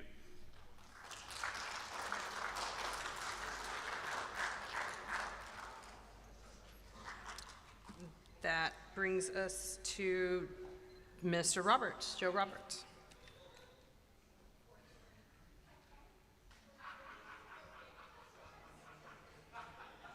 All right, we have 5 minutes on the clock, Mr. Roberts. Thank you. Let's have order in the room, please. Ladies and gentlemen, it is such an honor to be standing before you as one of your nominees for vice chair. You are the reason this party exists. Your investment, your dedication to come out and make decisions and chart the course of the future of this party are the lifeblood of this organization. So I want to commend you, first of all, for that. Secondly, I would ask for your vote for vice chair. We have a lot of good candidates. I'm not going to mince any words about that. All 3 of the candidates, we have experience serving on the executive committee on SLEC. All of us have served as county officers. All of us have worked in staff in various positions. So it's not a case of the lesser of 2 evils. So you have a hard decision ahead of you. What I believe sets me apart is a number of things. Just to be frank about it, our numbers have shrank. And keeping that in mind, there are some personality conflicts that I hope I don't have to elucidate for a lot of you. We can't afford to be losing members due to personality conflicts. I have had history working with various factions, various sides. As a candidate, I was endorsed by various caucuses who don't see eye to eye on anything except for the fact that they wanted me to be their candidate for state representative in 2022. So I'm not only saying that I will be willing to work across the divide of minor ideological differences, I've done so. And I can guarantee you, if you do vote for me, I will continue that in this role. As Kate pointed out, the role of vice chair is really an amorphous one. It is to assist the chair and to step in and fill in for the chair. So in large part, it is what we make of it. Specifically, I have worked with both Andrew and with Nathan, and I think that in either case, no matter who you decide to vote for, I would be a great candidate to follow their lead and to fill in some of those gaps, to fortify and to extend our reach. A couple things that I do want to definitely focus on. Number one is Nathan Polsky pointed out candidates. Our previous administration, our previous chair, she did a wonderful job of doing several things. Number one, keeping us alive in the face of Republicans trying to get rid of us, all right? Extremely important. Maintaining ballot access, extremely important. Those things are necessary, and those things absolutely need to continue. Where I would want to add to that is, for example, helping out candidates, not just our statewide candidates, but to put a light on some of our smaller counties, for example. As my role in affiliate coordinator, I've gotten to know a lot of you personally to help you out in getting started. I know that I've been a resource to you, and I thank you for letting me serve you in that capacity. One thing that I definitely would want to continue is to be able to help you find, for example, county sheriff candidates, county commissioner candidates in two-way races where we're not getting, like was mentioned, 1, 3, maybe 5%, but where we could get 30%, where we might even have a winner. So that's the kind of thing that I want to support and building that infrastructure. In addition, lastly, the other thing that I want to really focus on is meeting people where they are. We are really good at our pet issues. Decriminalizing marijuana? Yes. Gun rights? Absolutely. All right. But when the state is talking about immigration, and the state party is not talking about that, I mean, individual libertarians, yes, but when we have a platform plank on immigration, and we're not going out and interacting with both Republicans and Democrats in the public forum on those areas where people are, things like school choice, obviously we're going to have a position on that. That's what people are talking about. Why are we sitting here and only talking about this and this when everyone else is focused on this? We need to be able to be a party, not just going to Freedom Fest, but going to other events where it's not libertarian oriented, but we can make our libertarian voice known, where we can make a persuasive case for this, and where we can sway people to our party, grow again, get that money up, and find and identify and train candidates to represent us. So I ask you please for your vote for vice chair. Thank you, Mr. Roberts. Next candidate for vice chair is John Wilford.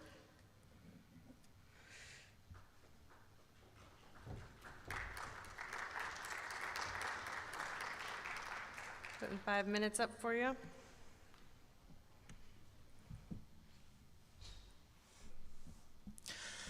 Hey, everyone. I want to start off with a bit of an apology to the delegation. In the 12 or so years I've been involved in the party, I have been really proud of the campaigns that have been run on this. They've been very positive, and we've all come together, and at the end we've unified. And I was hoping to come up here, talk about my record, talk about my time as state chair, my stint at the LNC, my time as treasurer, and unfortunately, things in this convention have turned, so it sounds like I have some things to address. So I am going to be using my time to do that. The thing that I've heard mentioned the most is the counties that have dropped off. And I want to give a little context to how, why, and when that happened. I think when's important. Throughout the term, we had an amount of counties that was pretty steady with the previous administrations. We didn't have much drop-off. The drop-off has occurred very recently during conventions. I asked early on what kind of training and support the department needed to provide to counties, and it was told to me that in the interest of unified messaging, and on a bunch of different specific points, that the Credentials Committee was going to be taking charge of that. And they did. And so here's what I have to say about the Credentials Committee training on delegates. I think y'all did a fantastic job. Jesse, I think you did a fantastic job doing the trainings. I don't blame this party for their fall off. There were a lot of resources and time given to try and keep them on. Some small counties fell off. They failed to hold convention. They failed to do their statutory duty. And I don't blame any of the hardworking volunteers who come to work and don't get paid to do this job. This is a rough job.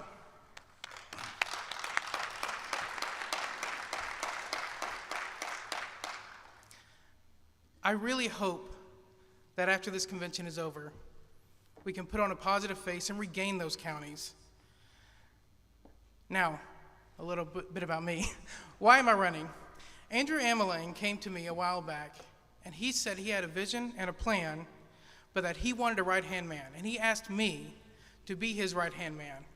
He asked me to take his campaign and give it the experience I had, add it to his vision, and I'm happy to do that. I am happy to fill that role.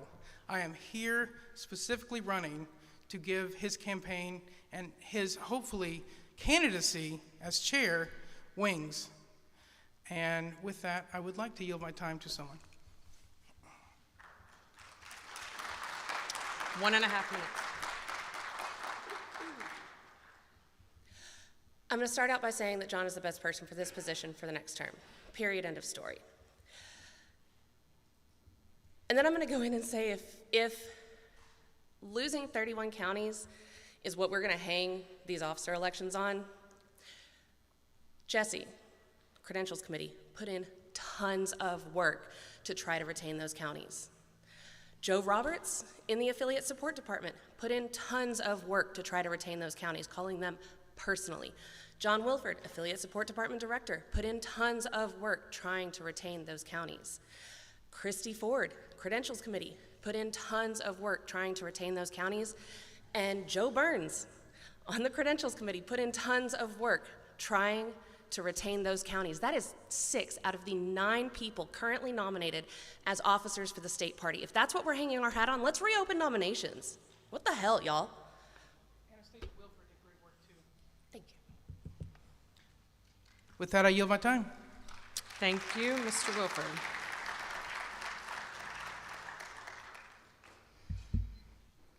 All right, that brings us to nominees for secretary. You're up again. Anastasia Wilford.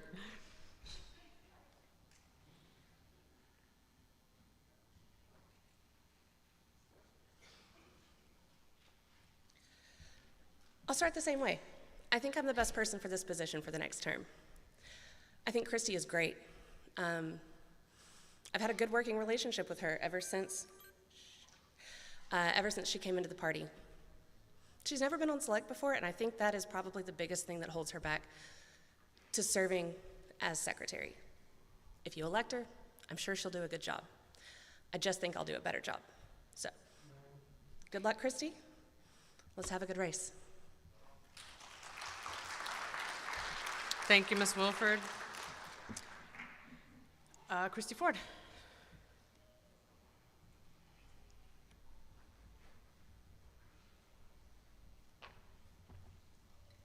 I'm not Christy Ford. Don't worry.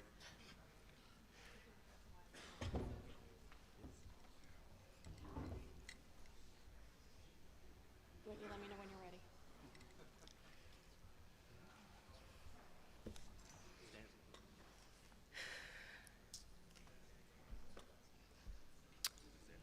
Are you ready? Yes, ma'am. Okay, go for it. Hello, my name is Christy Ford, and I am running for secretary. I have spent the last 3 terms working on the Credentials Committee. I've been on the affiliate team since its creation to a team instead of a solitary person. I love working for this party and volunteering my time, and I think this is another way that I can give to this party. And I yield my rest of my time to Billy Pierce. Howdy, folks. Howdy from Houston. I'm Billy Pierce, most recently the chair of the Libertarian Party of Harris County. And there's an old adage, if you give a man a fish, he eats for a day. You teach a man to fish, he eats for the rest of his life. Christy Ford is a career educator, not just by trade, not just by vocation, but by avocation. This woman teaches everyone that she comes in contact with.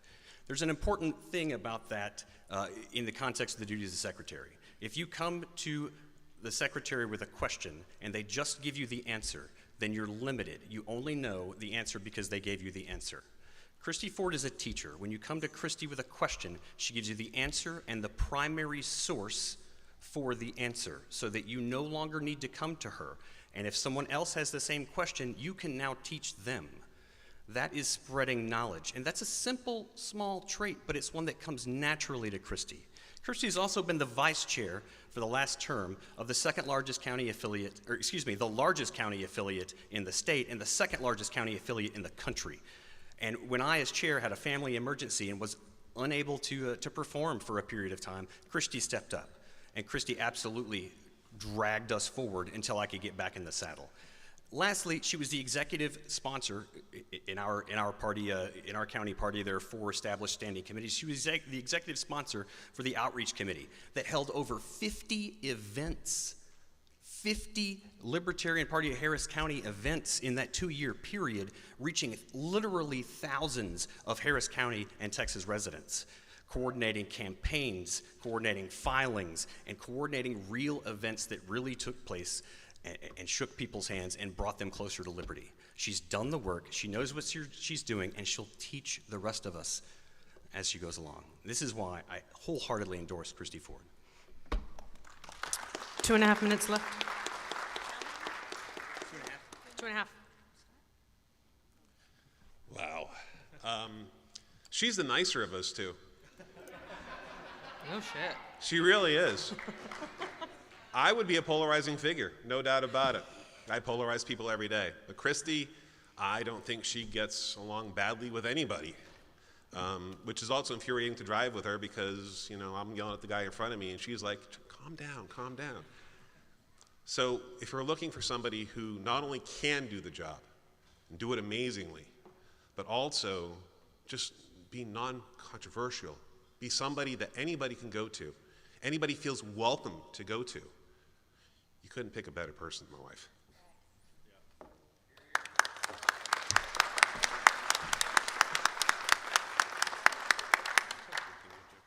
Minute 40.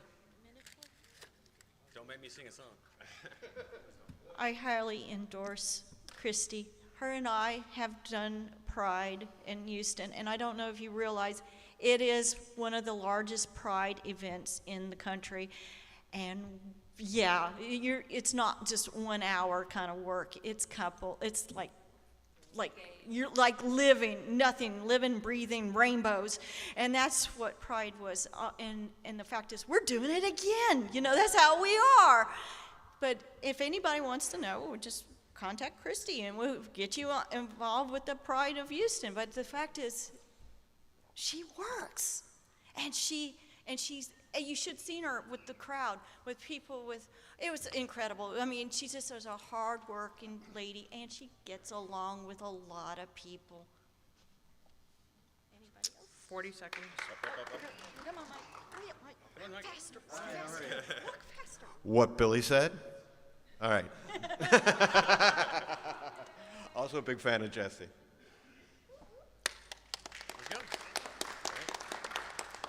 And I tried to be on select when Scott had to step down, and unfortunately, only 2 out of 4 counties participated in the election process, so we did not have enough counties to participate in order for me to be on select. Which, thank y'all for fixing that. Don't remember.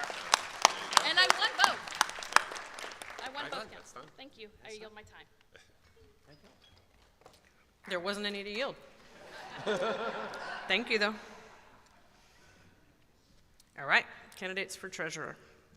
Kate Prather. I'm sorry, not Kate Prather. You were the person who nominated Joe Burns. Are you coming up anyway?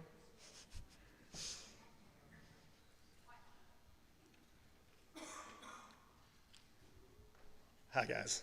I'm going to make this quick, and yield a lot of time back. Kate's going to be the only person I'm going to have speak to from an endorsement standpoint. Just a couple of things that I want to do. One of the campaign promises I was going to make to you, we've already achieved. We passed a paid bookkeeper position at the last select meeting, and that was part of me running. It was a requirement that I had to run for treasurer. We need more people with their hands on the books where it's not just one person. If any of you know about auditing and accounting, it prevents embezzlement, or at least forces it to happen under terms of collusion, right? So that's one thing I wanted to do to protect our books. As one of our top donors, I take the fiduciary responsibility extremely seriously. So, and I want to be able to attract bigger and bigger donors, and we've done that. We've been working, me and other normies, out of the top 10 donors that we have. We've been bringing in bigger and bigger donors. We're going to continue to do that. But we have to be able to show that we take seriously our fiduciary responsibility. So we need to move to the next level.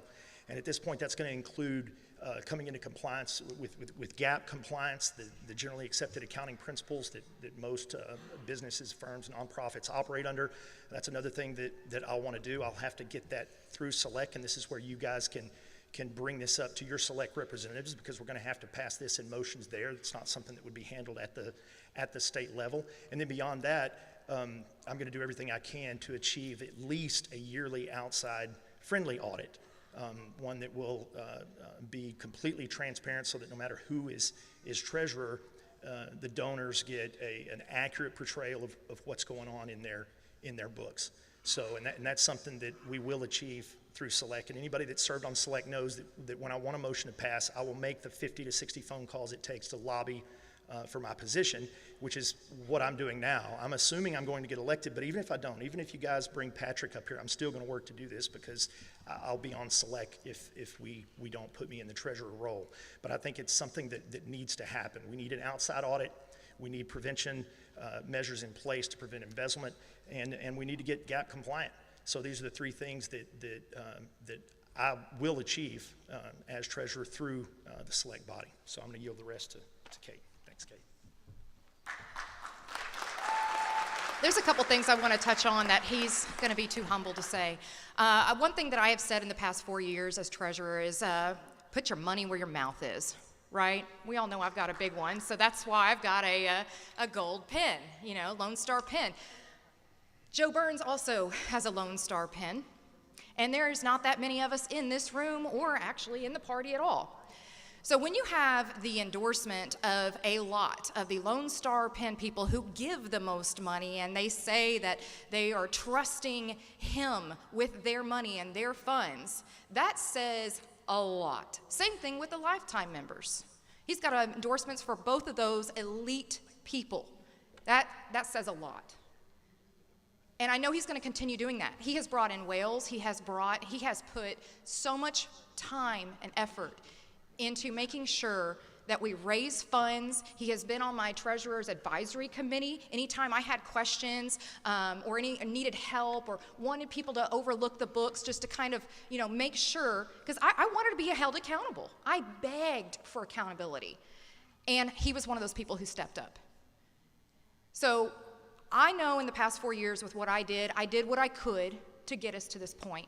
If we want to act, we want to be the next big thing, we need to start acting like it. He's going to take us there. He has dual BBAs, entrepreneurship and accounting. I don't think the other person's got those credentials.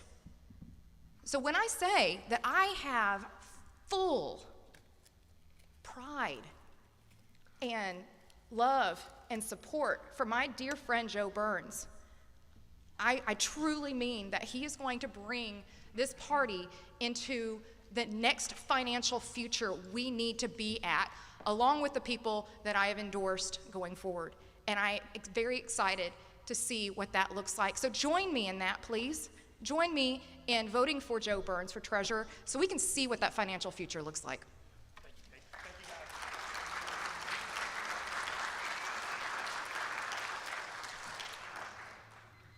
And our last nominee of the day for our treasurer, Patrick Mitchell.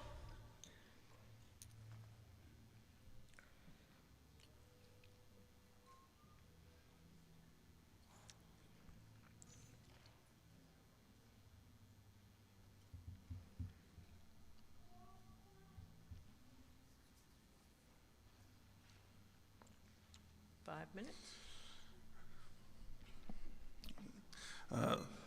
So first, I'll try to keep this short. And this whole thing, being in front of crowds and speaking to people, I'm not very good at this. I'm much better at behind-the-scenes roles, support roles. That's where I thrive, and that's what the position of treasurer is. And plus, with my experience, I was treasurer for my college fraternity for 2 terms. I performed an audit on the books during other treasurer's terms. And then also I served as bookkeeper a few years ago under our current treasurer, Kate. That experience, I believe I would be a good fit for this position. And so I'll let anybody else who wants to speak.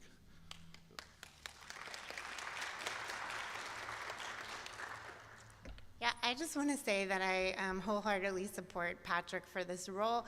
Like he mentioned, he has the experience to do this. He's been treasurer before. He's been bookkeeper for this party.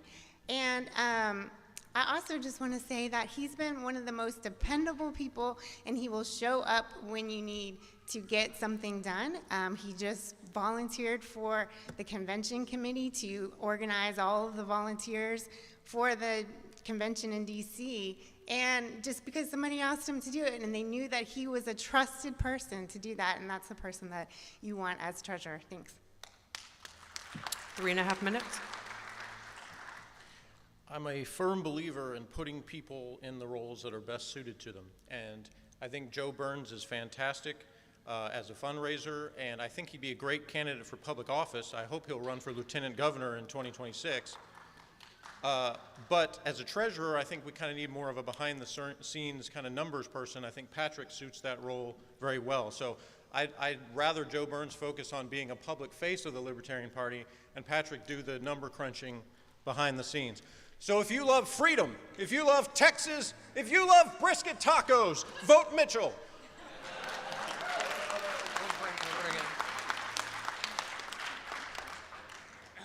2 minutes and 40 seconds left. I'm adopting Patrick as well. He's a fantastic guy, fantastic music taste.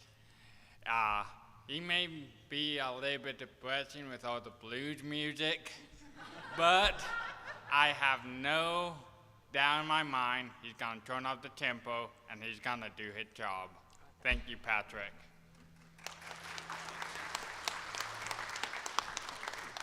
Can't really add much to that, but he has a great eye to detail, and he's very task-oriented, so I trust him with the numbers and all that kind of stuff. And say, Joe, like, front of the face, I agree with Jeff on that completely, so go Patrick.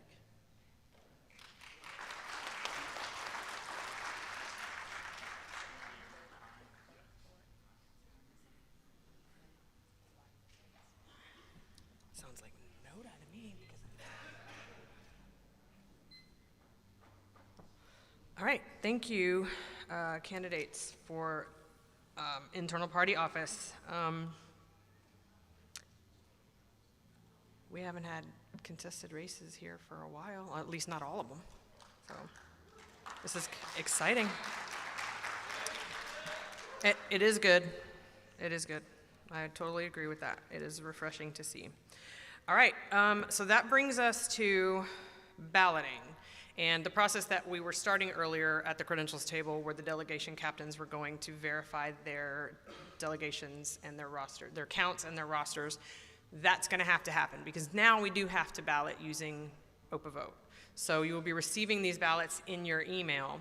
And while your captains are going over there to verify your counts and your rosters, I want to talk a little bit about what the ballot is going to look like.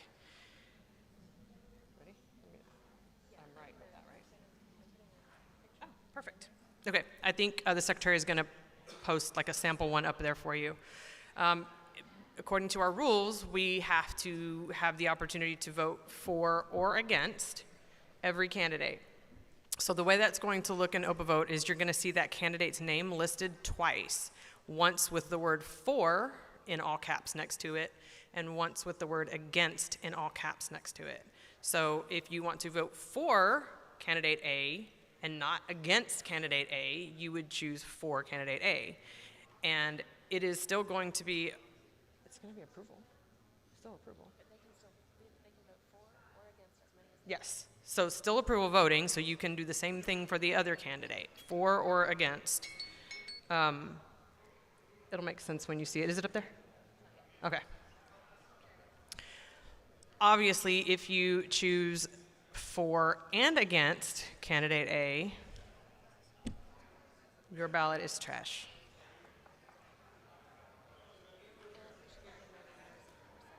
Yes, you will.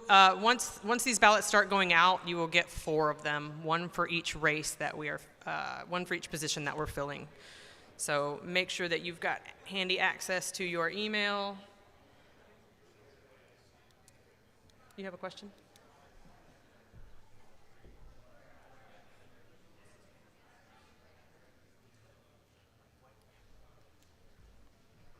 I mean,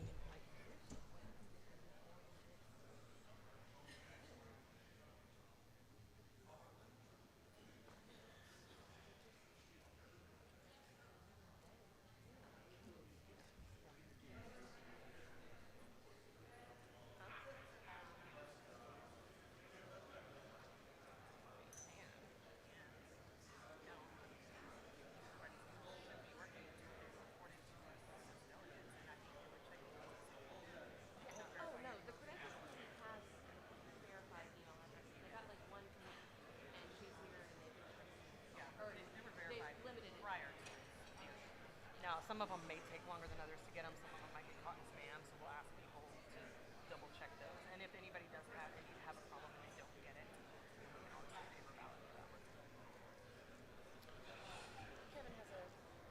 one. Mr. Hale? You need mic. Need a mic. Where's Mic. there? Thank you, sir. My question is, NODA would be against, correct? In theory, that is what you were doing. If you want NODA instead of everyone else, then you Exactly. would do the against. Thank you very much. So, yeah. Essentially, you would be doing against for everyone if you wanted no one.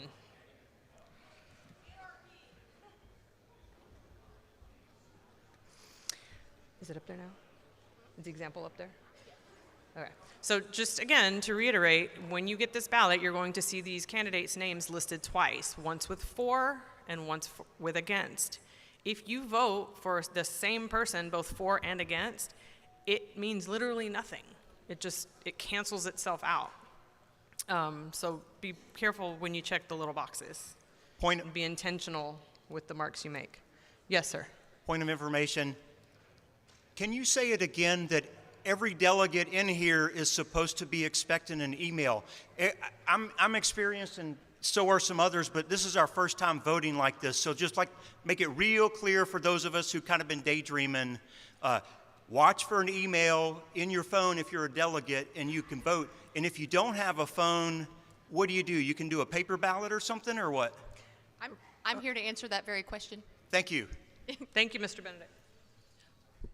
Go ahead. Whenever you signed in with credentials, we should have validated your email address. If you want to validate the email address that we have on file for you, just to double check, feel free to do that.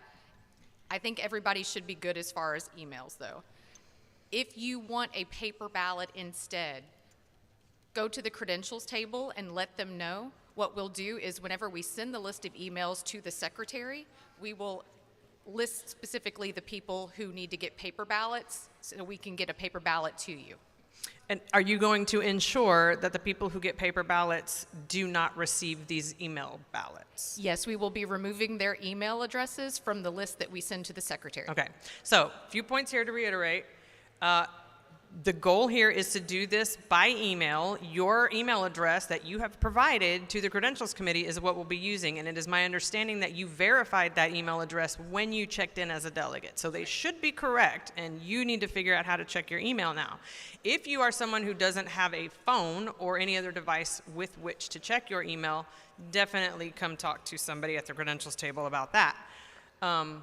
Otherwise, you should get the emails. Sometimes they take longer in different email systems. Sometimes they go to spam. Just watch. We will give you time to get those things taken care of. If you do need a paper ballot, definitely see the Credentials Committee so that they can remove your email address from this particular activity. You have anything else? No, ma'am. You have anything else? Yeah, I'm Wes Benedict from Williamson County. Both me and Scott Horton from Williamson County haven't seen that email yet. That's so because it hasn't gone out, Mr. Benedict. Oh, okay. Well, that helps. There are people still verifying their email addresses. We have not started balloting. Oh, thank I you. will definitely let you know when that occurs. Yeah, no ballots have gone out yet. We are still in the process of verifying email addresses, also verifying your delegation count and roster, and the secretary is still assembling the ballots. When all of that is completed, we will send them out and I will notify you directly.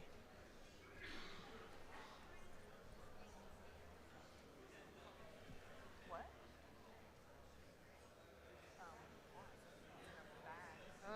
Yeah, I have it.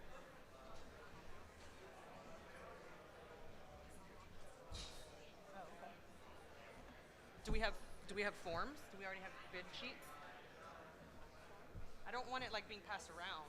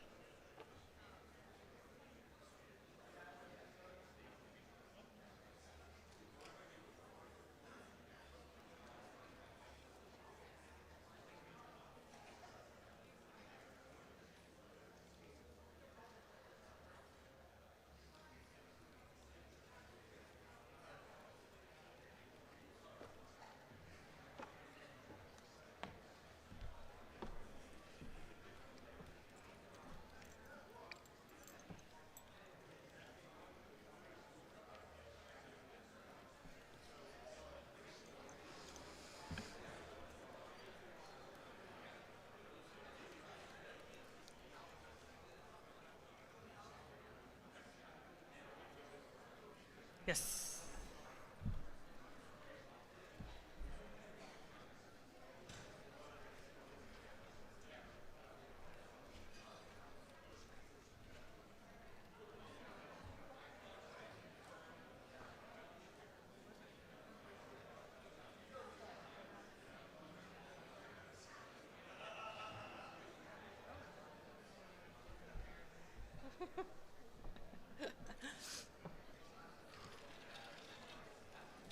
Hello.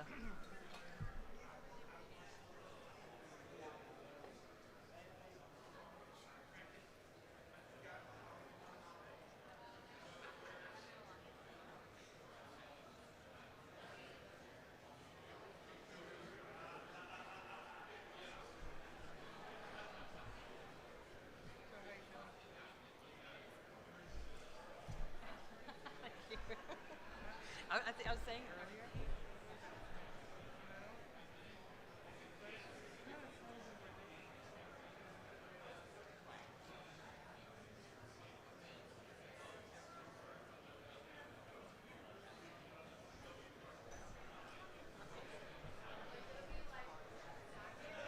Yes, right. Retroactive, for sure.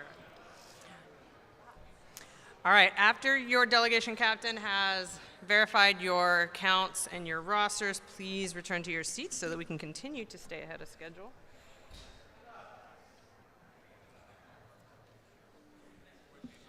Yes, sir.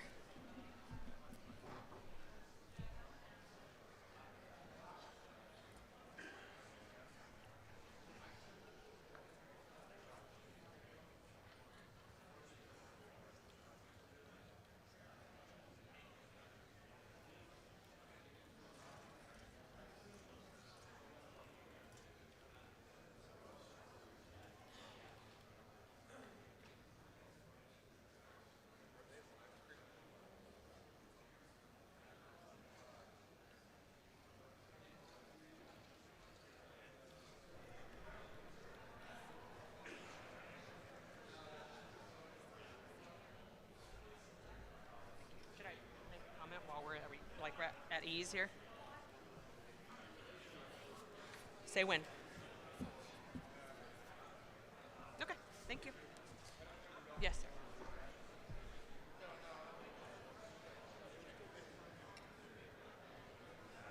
Not in order, like like, it's not the next thing. Judicial committee is the next thing, but also it's for tomorrow. So. Hold on a second, let me see. We would.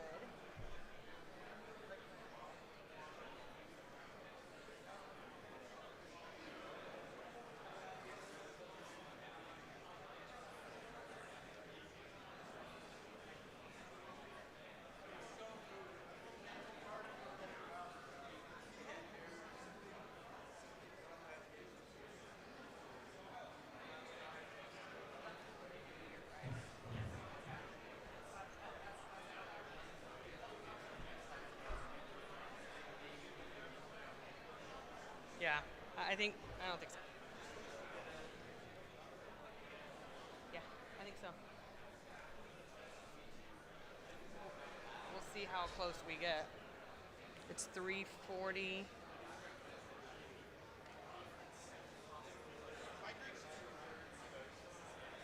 Right. It's just 2:30. Yeah, it's 2:30. I'll keep watching it and think about what we do.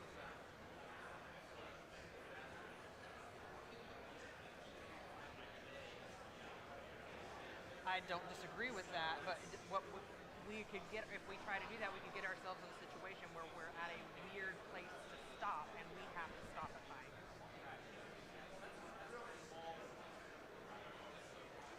Can't go back. Thank you, Nathan. This balloting might take longer than you think, anyway.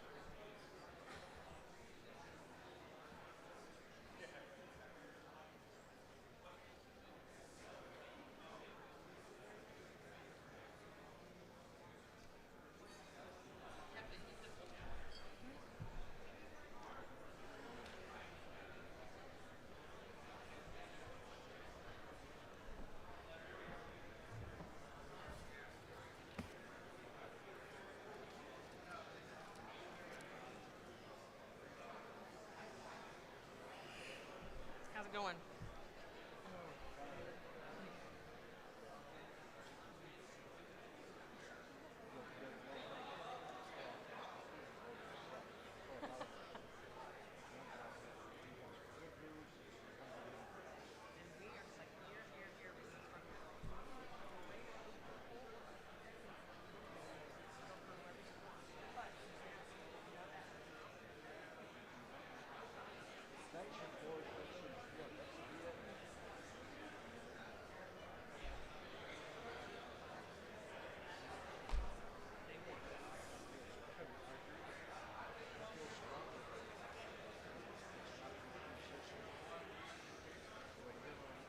Except to explain it if somebody asks. Yeah. Right. We have tried.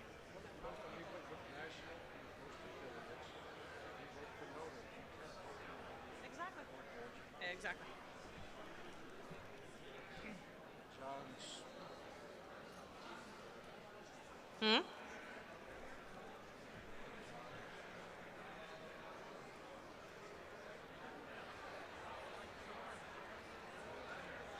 I'm so hung up on it. Arthur? I don't know about you. Where do you?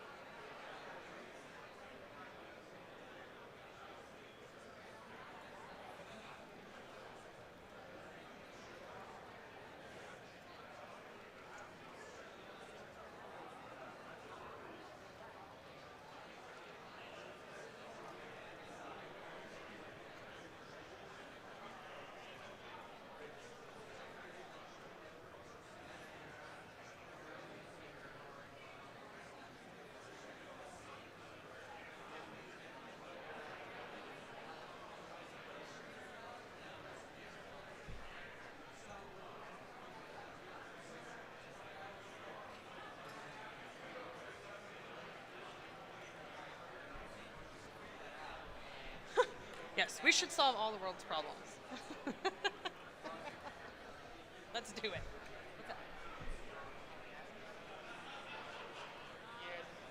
Where will paper ballots be distributed? Yeah, it'll be up.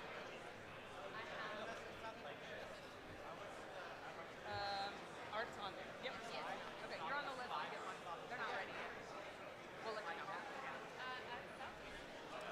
Well, we don't want to get it. Is this the paper one? Yeah. Oh, no.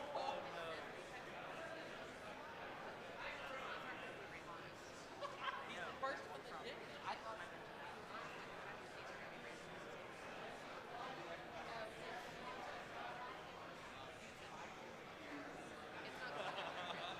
so they're not going to be randomized here or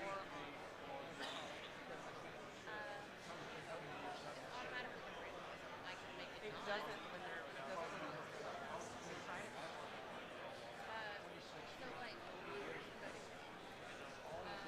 they shave. I'm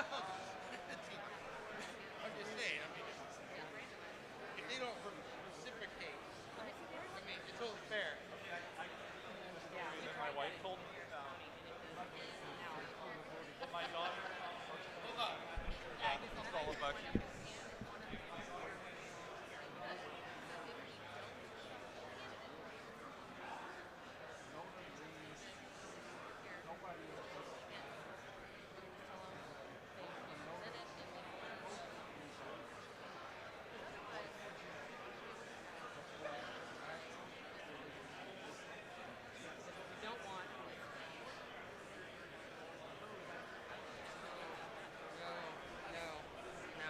It's fine if they're not randomized. I just want to let them know why.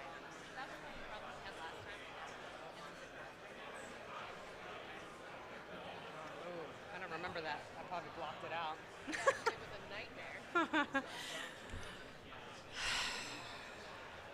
Thank you for your patience, everyone. How close are we to having all of these email addresses verified? You've emailed the secretary? Thank you. All right, we are about to begin balloting. Again, just to kind of go over the procedures here, we do have a list of people who are requesting paper ballots. When we send out the email ballots, when you hear that announcement, those of you who are getting paper, please come up here and we'll take care of you. Something to note, the way that we are doing this, where we're having to enter a candidate's name twice, well, each candidate's name twice, with the word for and the word against in there, we are not able to randomize these the way we might otherwise, because we need to have the candidate listed together, you know, for and against, and then the next candidate for and against. So they are not randomized. So whatever order they're in is, you know, it's just what order they're in. And that's going to be true for the paper ones as well as the email ones. Madam Chair, request for information. Mr. Roberts. I was just been hearing of a few of our newer delegates or more recent attendees. They are not sure what the against effect was. I had one person ask if they vote for a certain candidate for and then a different delegate votes against, do those cancel each other out? Would you mind clarifying that for? So in other words, those do not cancel each other out right. necessarily. Yes, but if you, as the voter, choose for and against on the same candidate, right. that's nothing. I think it has no effect. I Yeah, think but what someone else does in the right. room. I think the misunderstanding is what the role of the against does in the overall tally of the votes. Well, let's see. Let's say, for example, we wind up with a tie for the fours. We will then, in order to break that tie, look at how many against votes were tabulated for those candidates and see if that makes a difference. Hopefully we don't have to do that. Does that answer your question, Mr. Roberts? Okay, thank you. Request for information. Yes, Mr. Watts. About the for and against, is it also correct that the effect of an against vote is a candidate cannot be elected if they received more against votes than for votes, even if they also happen to receive the most for votes of other candidates? Is that correct? So I'll start with this. If a candidate receives more against votes than for votes, they're essentially noted, as if they were the only candidate in that race. They get noted. That also means they're not eligible again for that same position in the event no one wins and we have to start over. As far as if they get more, does that answer your question?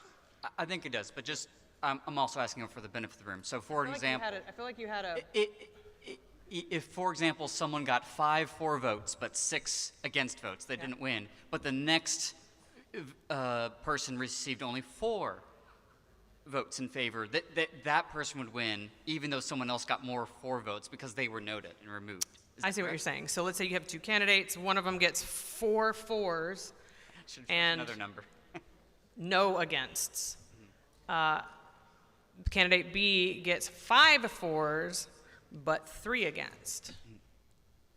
The winner is the person who didn't get, no, because the other one has to be noted. Yeah. Yeah, so if candidate B gets 5 votes and 6 against, the one that's noted is out. So even the one who had fewer for votes still wins. Okay, okay, Madam Chair, just to clarify that. Essentially, you are trying to beat NOTA. Okay. That is what you are doing. Okay, so. If you are the candidate, you are trying to beat NOTA. You are trying to get more for votes than against votes, because that's the only way that you can win. Okay, so to be clear, let's use vote totals that might more reflect the... Can I have order in the room? I'm trying to hear the so- people seeking to be recognized. Okay, Mr. Brown. so let's talk about vote totals that are more closely to what we're going to see. So say one candidate gets 100 votes for chair, and the other 4, and the other one gets 80 votes for chair 4. Okay, obviously the 100 would normally win. So if the person that got but if the person who also had like 50 votes against him, who had the 100, that doesn't get subtracted from the 100, does it? In theory, that's kind of how math works. Right, but I mean, okay. Which is the problem, right? But you were saying, though, that it only works on the notice situation. Yeah, you're right. You're right. So even we have to look at the against votes then, even if it's not a tie.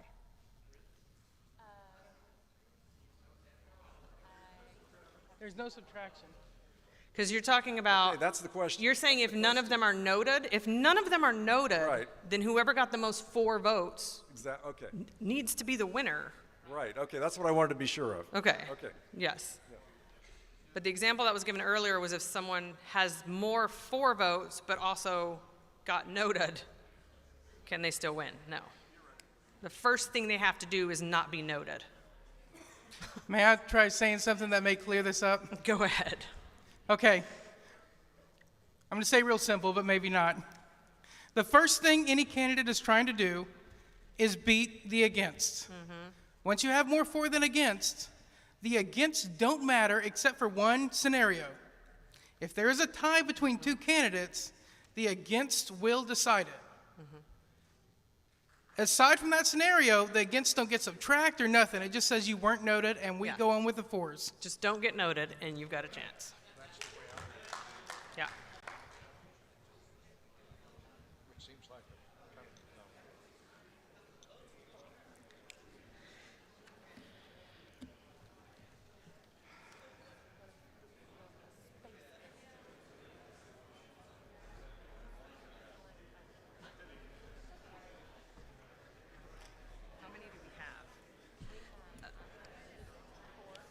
Okay, so did someone leave?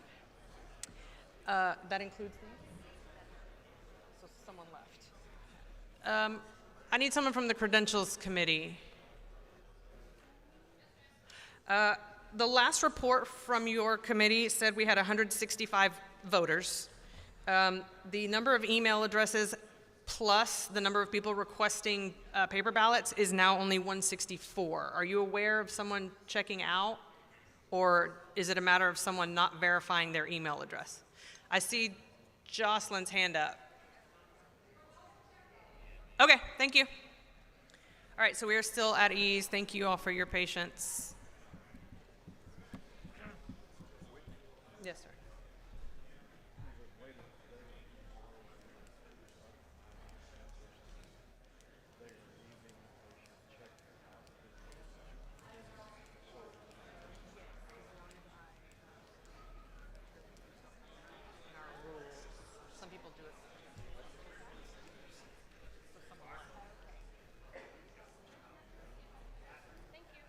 sure nobody in here is expecting a ballot and they're not getting one. Kevin thinks he might know who it is. Okay. Mike told me that he's scheduled.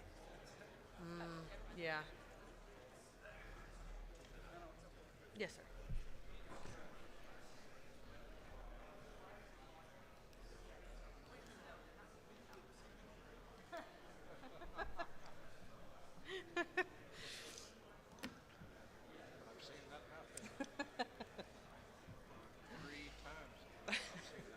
Was it Adrian?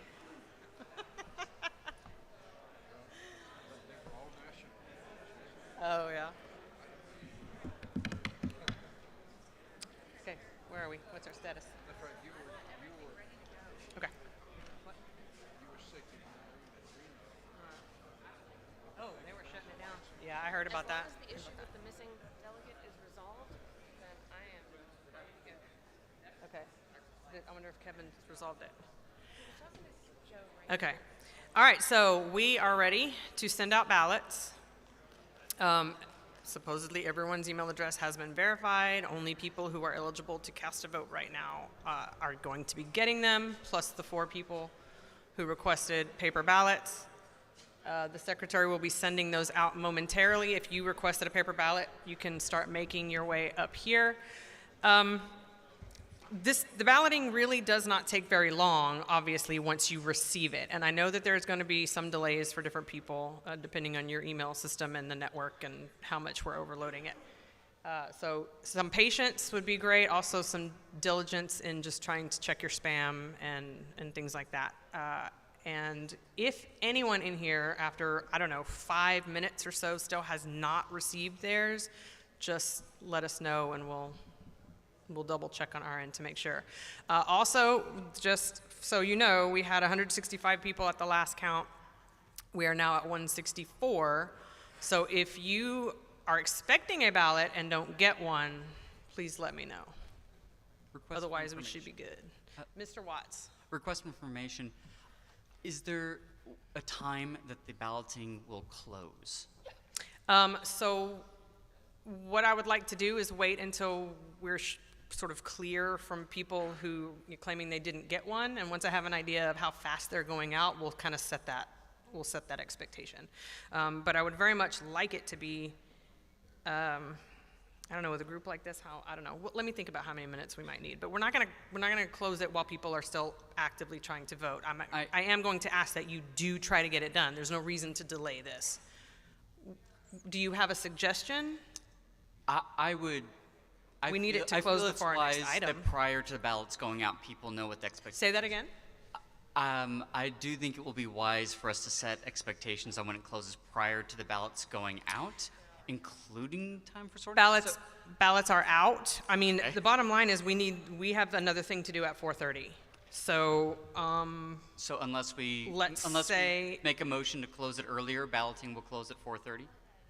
We don't need a motion. I think we can say 15 minutes, and if there is somebody who has a problem, they can object. They can come see us, and we will work to do it. We'll move on to the next thing as soon as we can. But also, we're starting at 4:30, so let's give it 15 minutes. Be diligent in checking your email for those. It is set so they can only vote once. Yes. Right? Yeah. Yeah, they can only vote once. Okay.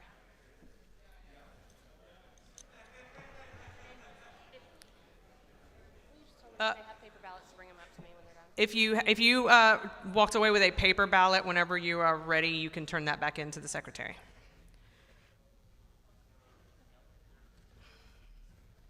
I want to just some housekeeping here. I know we have a lot of guests and stuff, but the seats at the tables here are meant for delegates, people who are voting.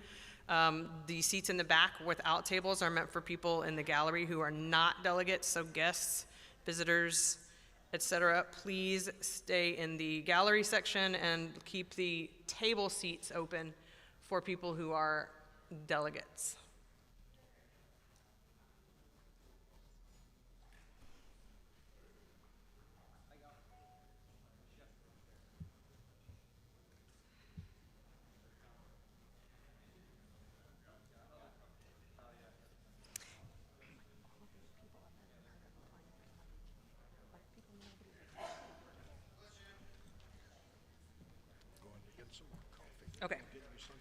No, thank you, I'm good. Gotta figure out where my ballot went.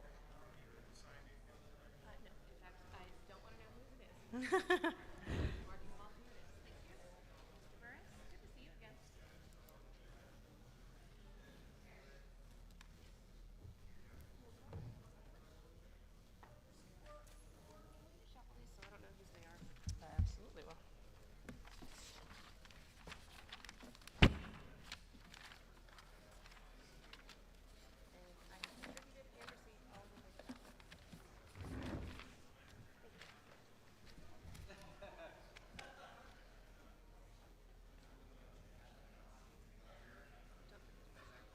Yes, thank you. I couldn't remember what email address I was using. Madam Chair, point of Yes, sir. information, with the vice chair, what would happen if none of the three candidates receive a majority of the 4 votes? So if no one receives a majority, typically we would just go to another round and whoever got the fewest votes would drop off.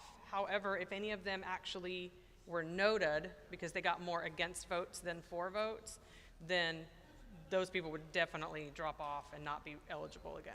Okay. Does that answer your question? Yep. Okay.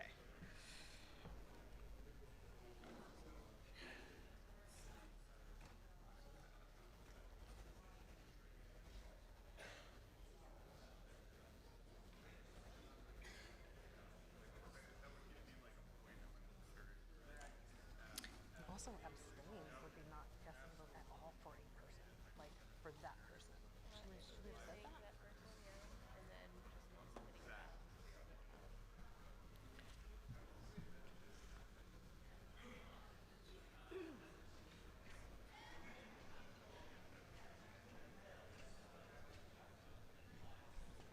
Yes, sir.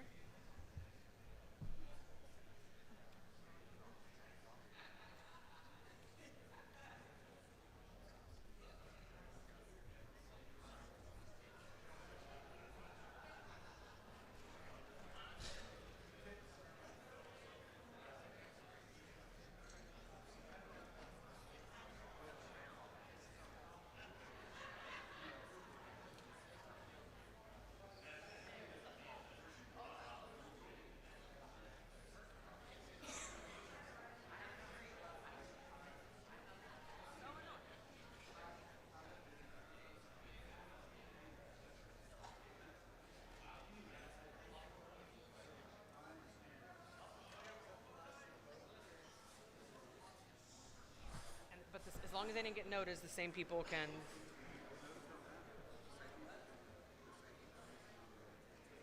I don't think so. Don't I?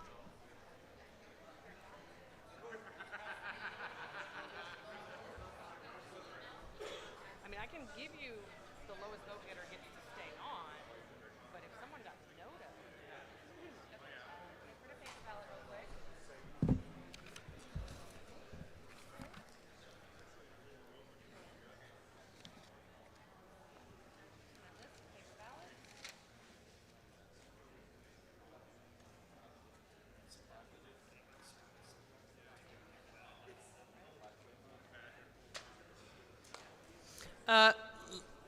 Delegates, it's very important that if you are a voter right now, that you stay in this room to vote. I realize that network signal might be weird and you might be encouraged to go outside to see if it's any better, but it is important, yeah. The Wi-Fi password, capital ATAT, all 4 caps, 2022, exclamation. Cool. I don't know which one's better, so, but it was the, okay. If you are using the ABC, if you're using ABC Guest, I'm hearing that there is no password. If you're using ABC Production, which is the one we were encouraged to use, the password is ATAT, all caps, the letter A, the letter T, letter A, letter T, all caps, 2022, no, 20, hold on. Who did I send that to? I sent that to somebody.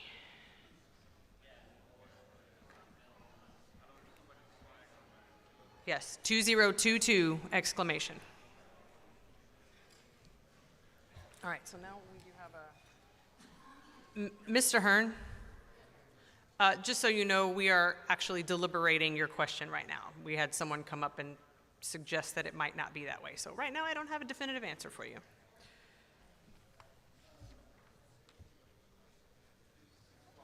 Yes, please do. That's not the question, but yeah, I got it.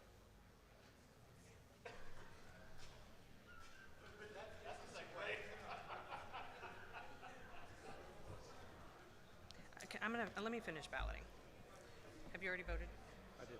Oh, sorry. You Okay. did? Yes, I voted. Okay, let me finish mine.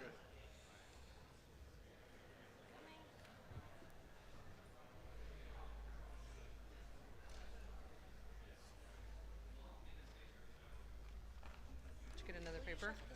Oh, there were more than 4? A last minute change. Oh. And we're sure they didn't get an email one? Yes. I'll be able to tell who hasn't submitted a ballot. Okay, good.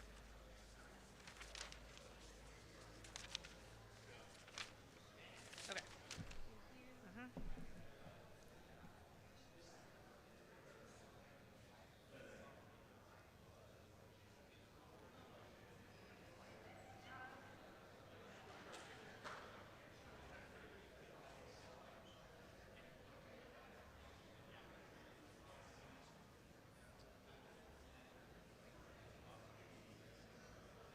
One more.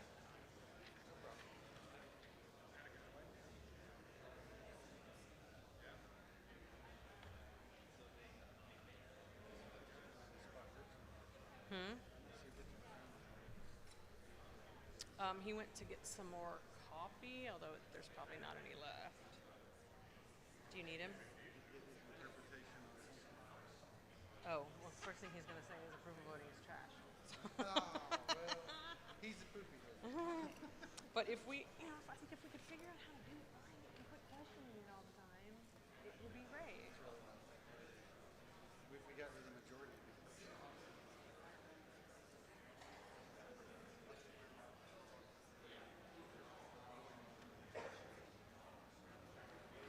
Okay, I think I cast a vote in every one of them. We're not closing it yet anyway, right? I'll have time to check. Okay. So,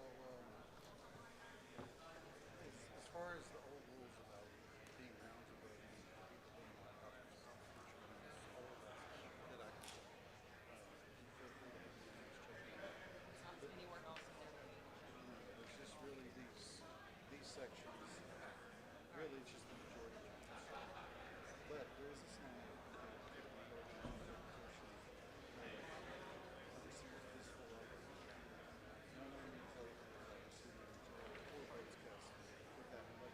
now, you said this, and you said, this means you can't be nominated in that election. Basically, that's what all of the Right, because of the majority, which I would agree with. Okay. To me, the only ones that need to be thrown out are But that's not in this form. And I would, if you made that ruling that way,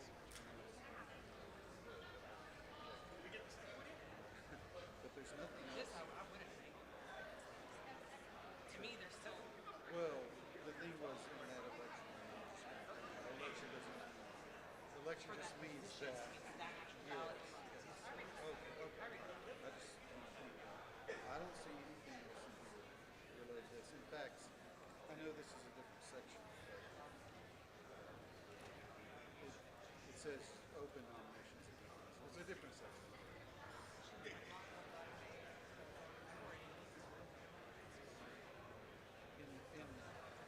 While this is a different section,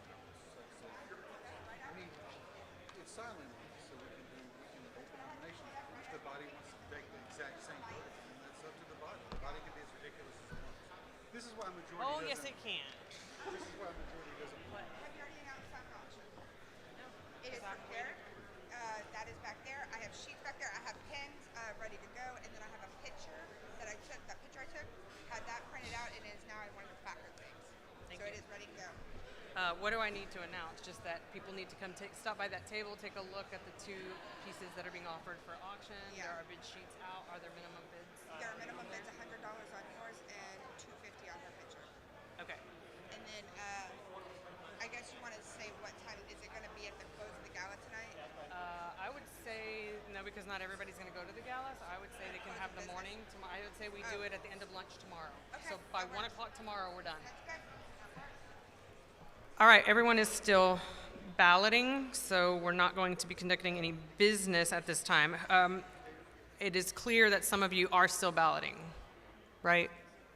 Like you haven't seen them all, they're not all back yet. Okay, while you're doing that, I just want to make a little announcement that at the back table to back left of the room, you might want to stop by that there are 2 items that are available for silent auction.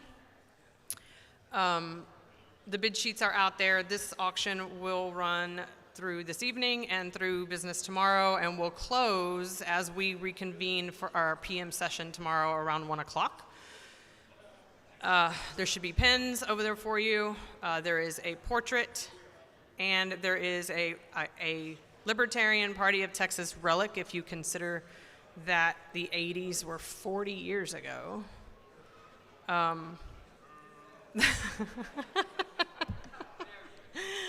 I'm sorry, but that's how numbers work.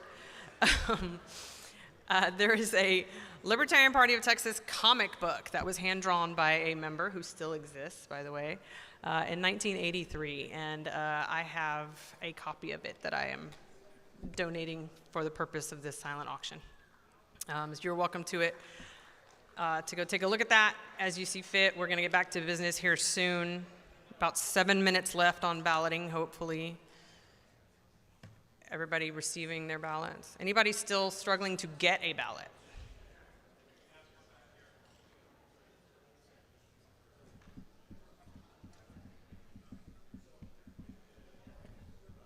So again, that is a silent auction.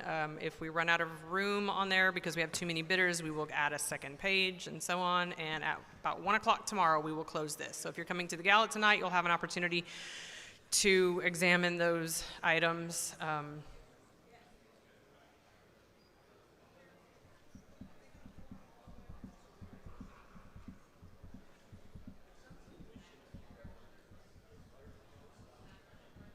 And obviously, all proceeds from this auction will go to the Libertarian Party of Texas.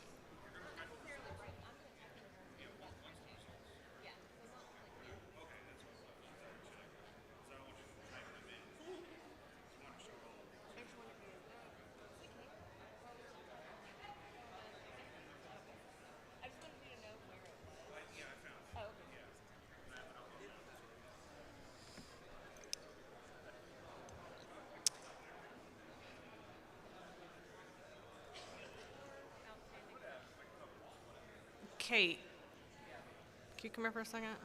What's that?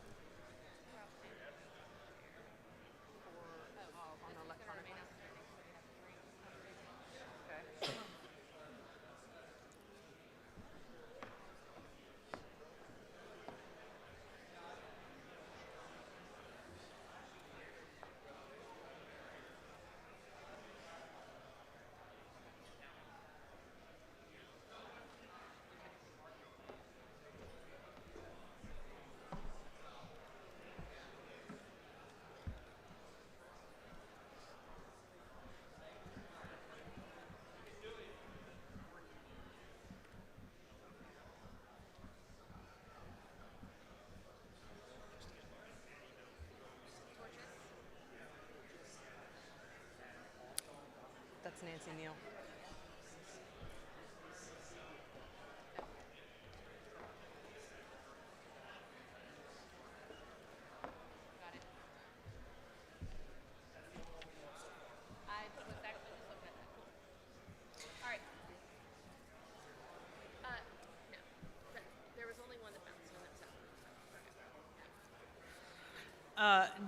Again, about the auction items, if you are interested in the comic book, I'm not passing it around. There's a photo of the cover there, but I do have it in hand, and I'm trying not to handle it too much. But if you are very interested in it, you can get with me later this evening, or at some point if we have some more downtime to kind of look through it with me, but we're not going to pass it around. But I definitely want you to see inside of it if you are interested.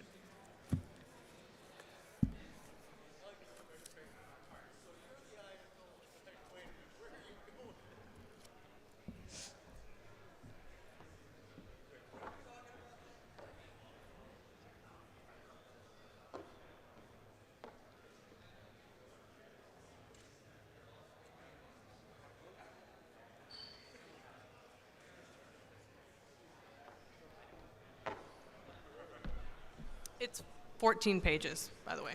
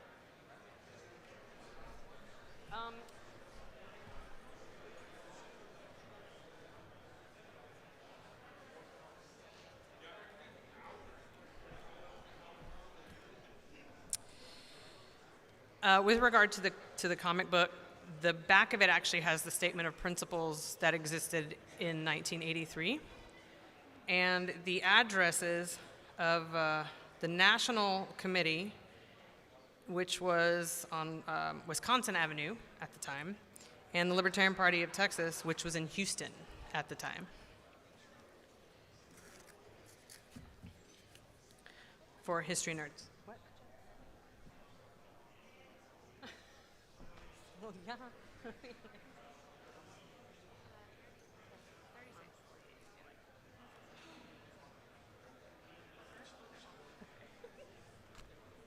He already knows.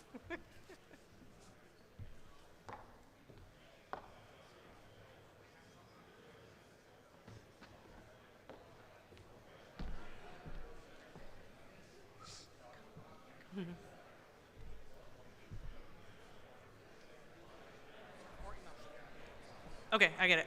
Ladies and gentlemen, just to make sure you know, we have 4 different ballots, and we do have some that haven't been sent back. So make sure you complete 4 ballots if you intend to complete 4 ballots. They're for chair, vice chair, secretary, treasurer. 4 separate emails. 4 separate emails. We still have some that haven't come back. You don't want anything? No, thank you.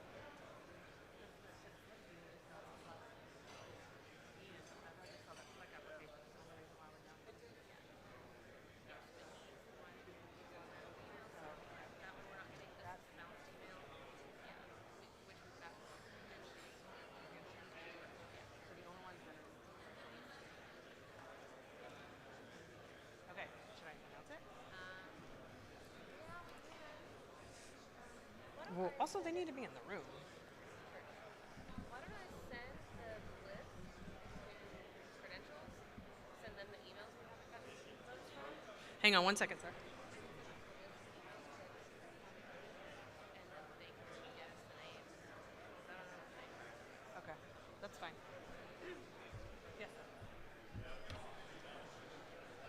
Is this yours? I thought it was. I love it. I was going to ask you where you got it.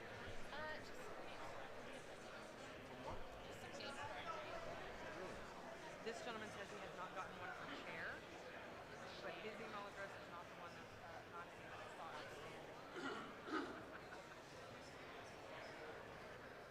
But you got them for all the other ones? Can you check your spam? Madam Chair, Yes, sir. point of order. Can I have some quiet in the room? I know we are at ease while we are balloting, but people also still want to be able to think through this process. But I do have someone seeking to be recognized, so please quiet down for me. Mr. Neal.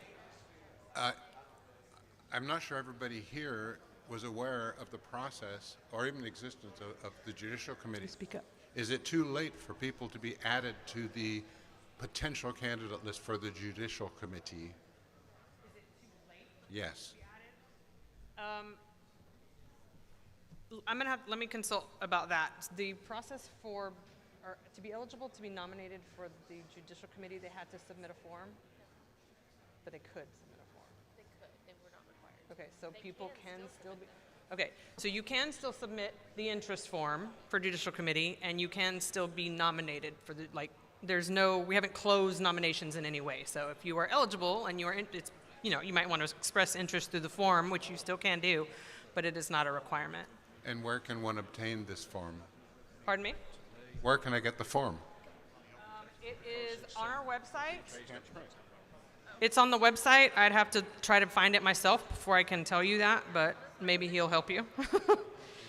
Forms, interest forms are on our website.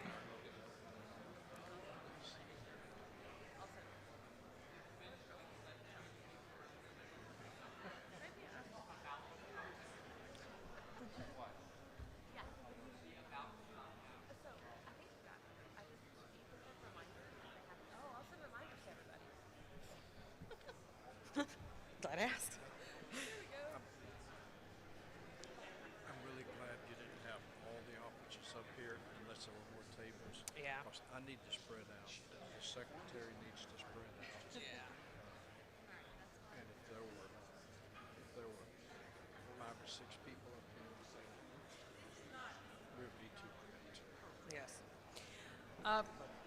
Since the question was raised just now about the Judicial Committee interest form, I will just remind everybody that if you go to the website 2024.lptexas.org, you will find a listing there of convention info, and then just kind of follow that through, and you will find the interest forms for various things: Judicial Committee, Presidential Elector, National Delegate, Officer and SLEC,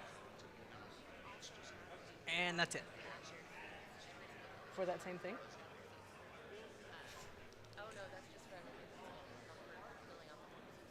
Okay, so it's the ones that were completed. Yeah, so go to the convention website and just kind of follow the path to those forms.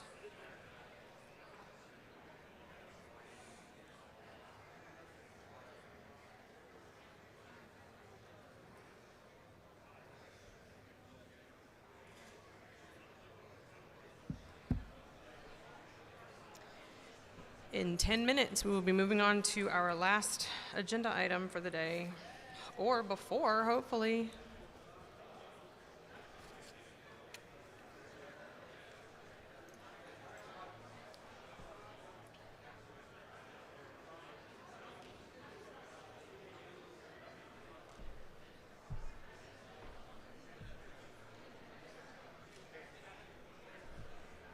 She's sending reminders right now, and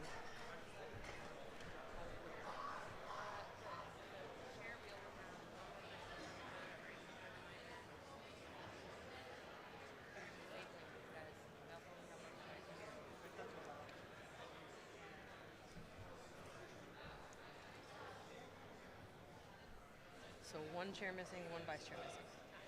Everybody else is good? No. Oh.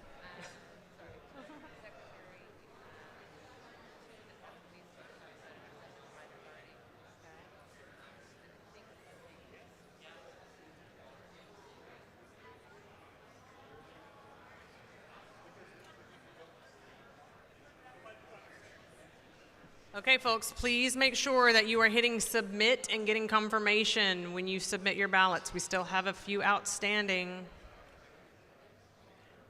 And we need to be able to close this item. You should have gotten 4 ballots, 1 for each office. Make sure you submit them. You can verify that you submitted them by going back to the original email, clicking the vote button, and if it says you've already done this, then you've already done it. If it lets you vote, then it means you have not already done it.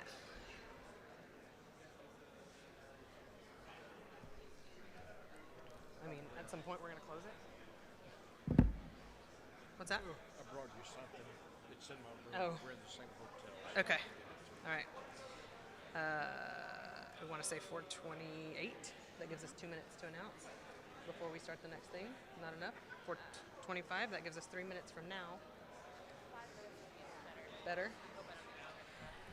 All right, ladies and gentlemen, we have only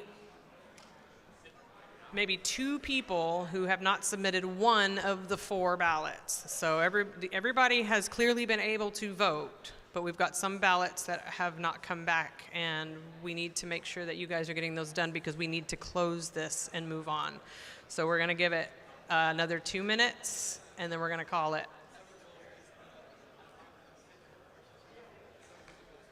We allotted 15 minutes, and we've taken 23.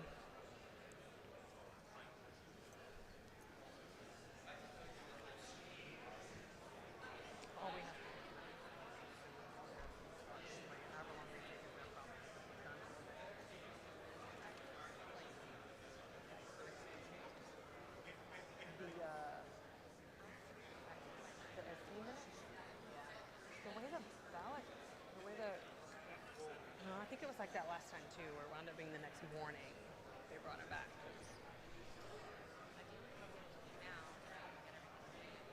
Yeah, because what we say is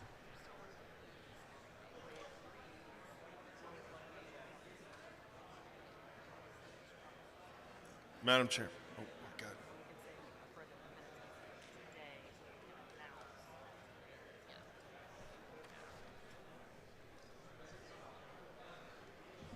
Oh, yes, sir. Can we Microphone 1. Again, folks, please quiet down a little bit. We do have someone seeking to be recognized that might be pertinent to you. Pertinent to, yeah, maybe everybody. Dan McCarthy, Travis County. Can we just assume that those 2 people don't care? That is why I am giving it 1 more minute. 1 more minute. All right. Thank you. 1 more minute. We are closing the elections for party offices. 1 minute. 4:25.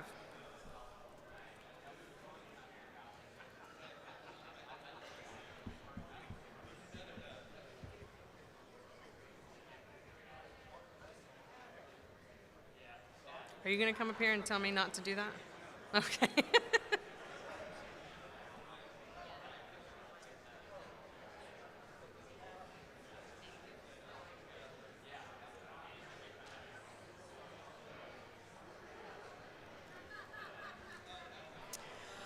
Alrighty.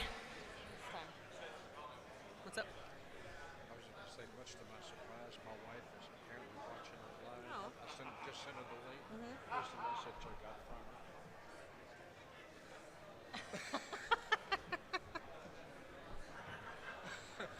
She's just looking out for you. If she didn't love you, she wouldn't care. She would let you go however. That's funny. But That's I'm stunned that she even. yeah, that's cool. That's cool. So if I stick it up. I don't see it. I wonder if it was just like fuzz or static on her screen. I did rub it. Yeah, looks great. Close the mic. Okay. All right, we have closed the balloting. We are.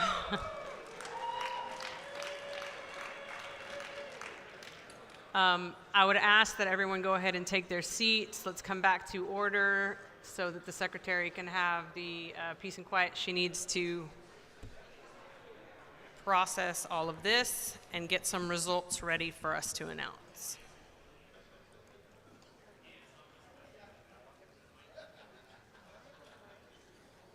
You guys are so cooperative.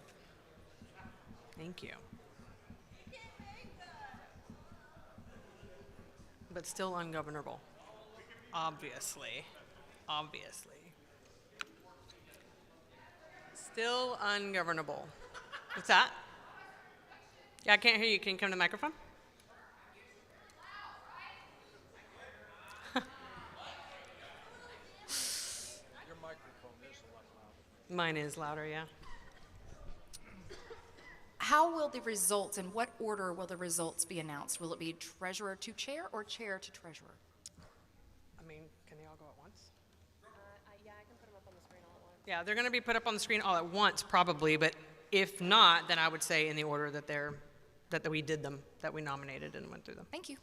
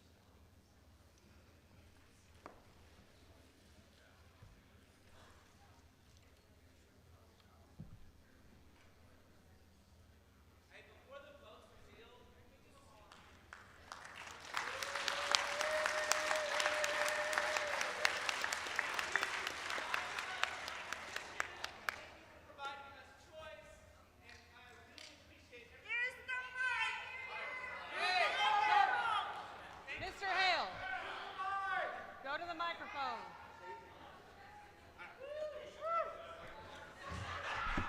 Thanks again, everybody who ran. You gave us competition. You gave us choices. This is often not happening in our party because we're short people. So thank you those who stepped up, put their name on the line, ran for this office. You're doing a volunteer job here, guys, and these people put their heart and souls in it. So thank you guys, all of you, no matter the outcome. Thank you.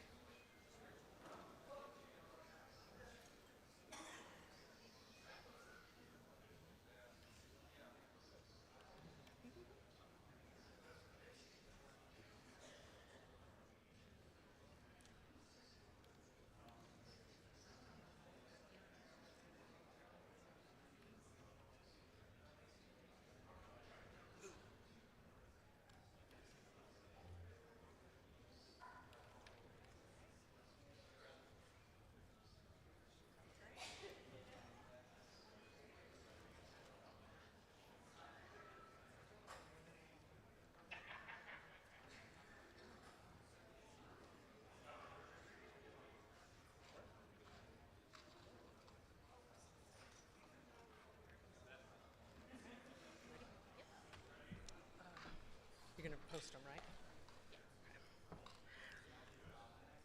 All right, the results should be on your screen momentarily, if not already. I will also announce them. For chair,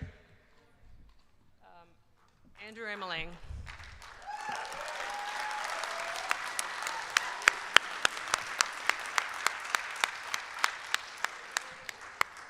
For vice chair, Jesse Cowart.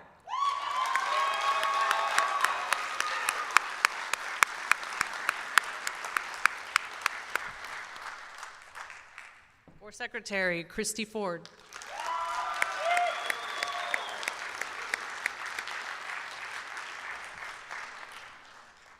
And for treasurer, Joe Burns.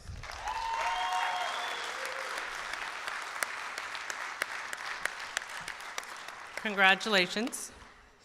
I won't say condolences because it's actually pretty cool. Thank you all for your willingness, all of you, all of the candidates for your willingness to do that. It's good stuff we're all doing.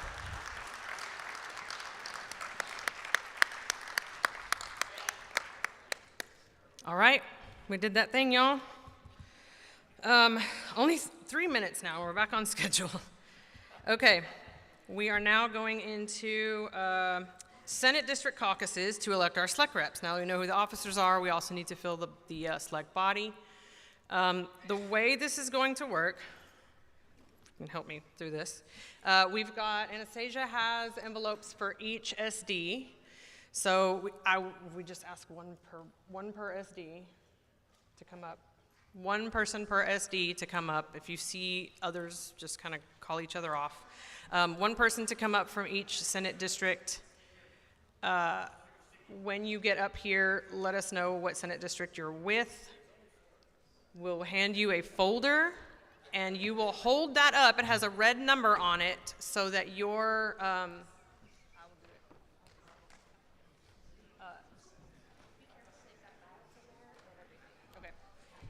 they have red numbers on them, so if you are the one that gets this folder, it is your responsibility to tell everyone to figure out where you're going to meet and communicate that to us so that if someone comes and asks, where is SD8 meeting, I will have some kind of idea. Obviously, we're gonna run out of room in here, well, potentially, but we do have gallery seating open. You know, if we don't want to disrupt the seating arrangement that's already here at the tables because people have stuff there, but you're welcome to use the gallery space, the space out in the lobby. Over here behind, there's lots of space over here behind, but just get with your Senate District Caucus members. Obviously, this is delegates only. You may have visitors and guests that are here from your SD, but they're not eligible to participate in this. And alternates, yes, thank you. Okay. Be careful when handling these because they do have loose papers in them and some of them are small, so just be careful. All right, where are you going? Okay, if you are an SD1, follow the lady in the pink jacket. Before things get loud and crazy, there are paper minutes in these folders. There's also a QR code to a digital version of the minutes specifically for your district. There is a list in the minutes of all of the potential delegates and alternates in your district. There are ballots allocated specifically for the potential number of people. So if you don't have enough ballots, first double check that the correct people are in the correct district caucus. Additionally, there is a contact information sheet that's included in these folders for whoever gets elected. 3. Please get that filled out and sent in with your minutes. And when you submit your information, let us know if you're submitting your minutes digitally or on paper, please.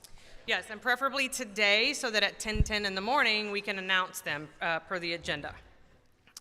This is the last thing we're doing today, so at 5 o'clock we will be adjourning recessing for the evening. Okay, I missed SD2, SD.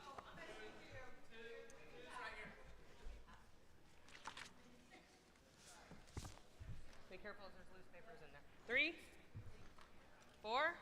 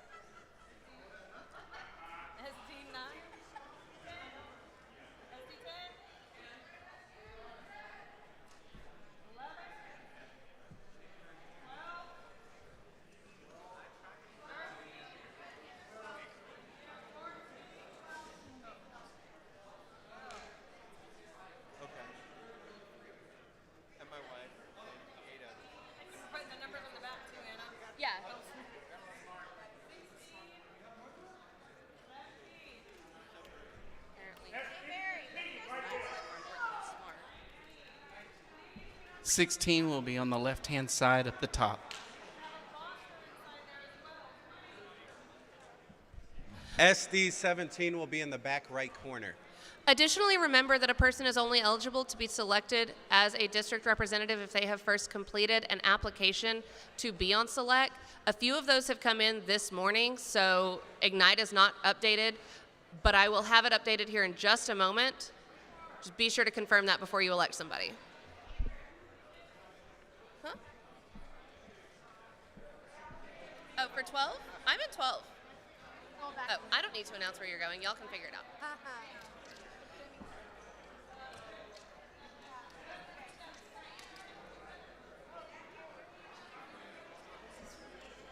I don't know. There's a list on the minutes there.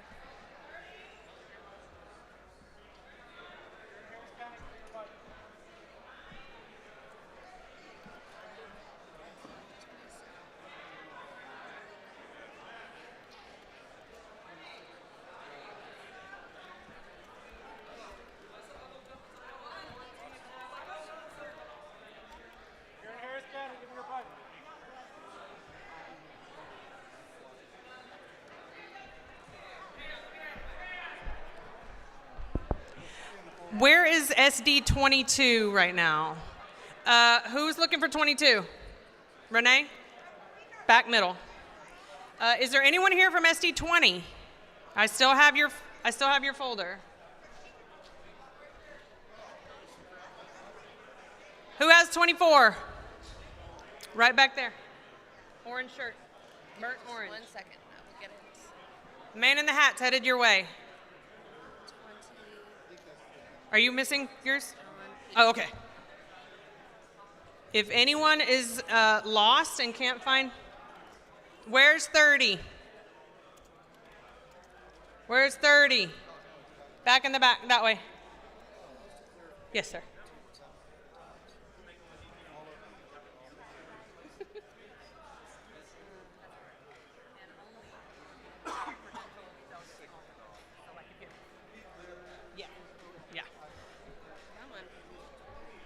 You're 20? Okay. Yeah, Aw. Thank you for sorting that out. There should be a roster in there if you need to double check. Hello. Where's 17? Everybody, hold on a second. Make sure you've got your whole crew before you get started. Where is 17? They may be in the hall. We are number 1. SD 17, where are you? I think Ignite is that was up to Jacob 8. Bradley, if I'm not mistaken. Is Jacob Bradley 17? They're back there. Oh, well, okay. I need this person. Are you 17? Okay, sir who was looking for 17. He's on his way to you right now. He's in the gallery back there, Jacob. White shirt.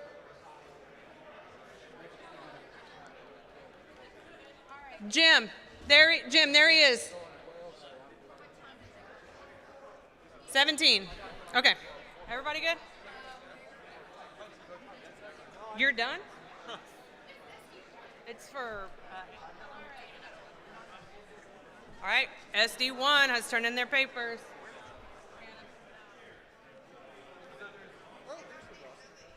Where is SD12?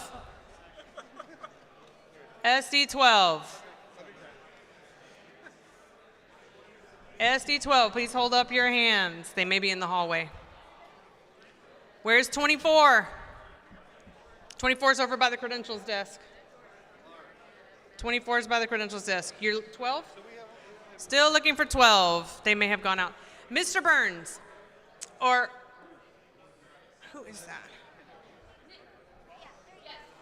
Oh, shit.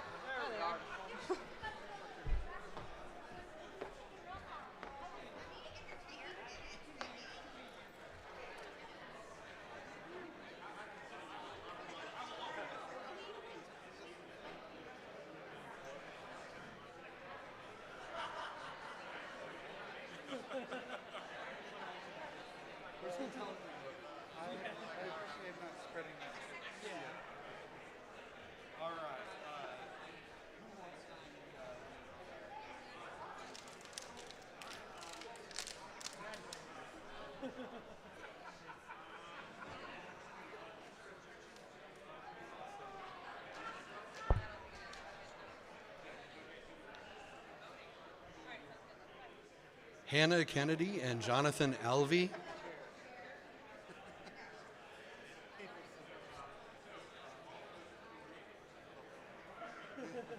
Hannah Kennedy and Jonathan Alvey, are you still in the room?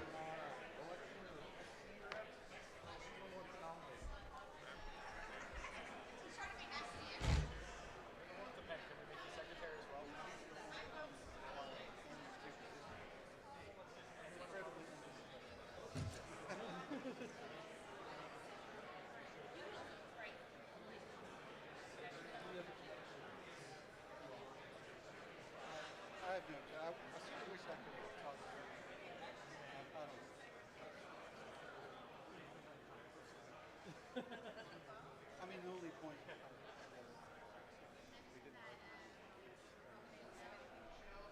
Don't. I will entertain motions to adjourn.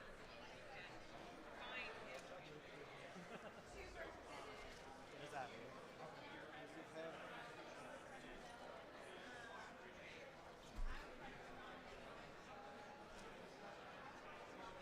Do you mind describing what kind of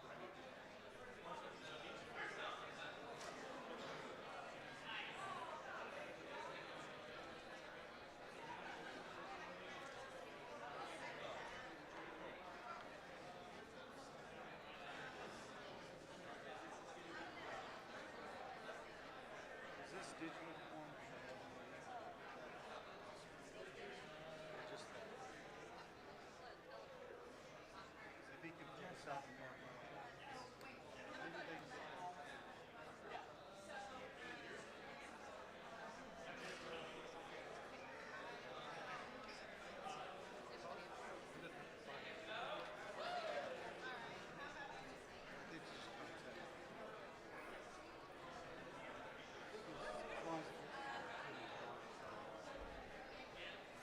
Oh, go ahead.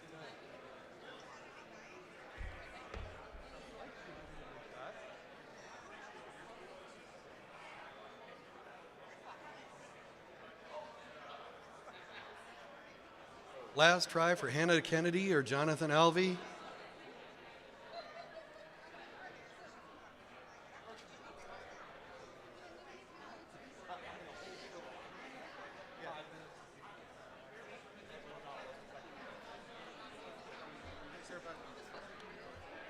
I need to see the rules for who's eligible to.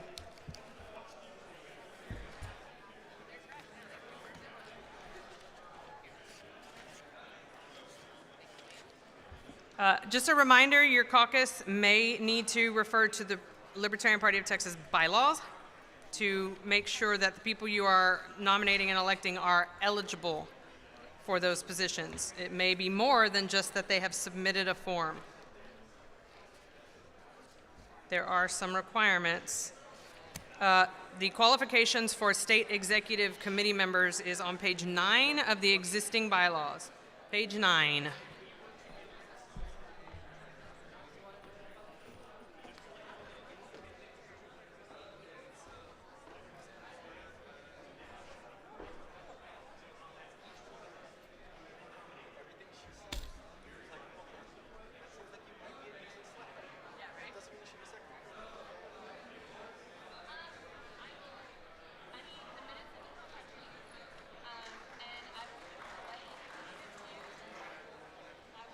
Yeah, we were 12. Liz Wheeler has. Oh, Dueling and Anna. It was no contest. Yeah.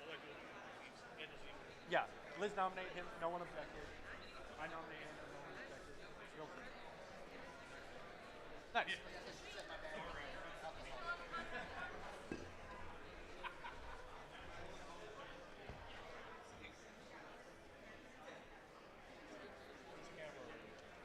I got a camera. We just need someone to take the picture. Hey, grab Ryan. After he turns in his phone.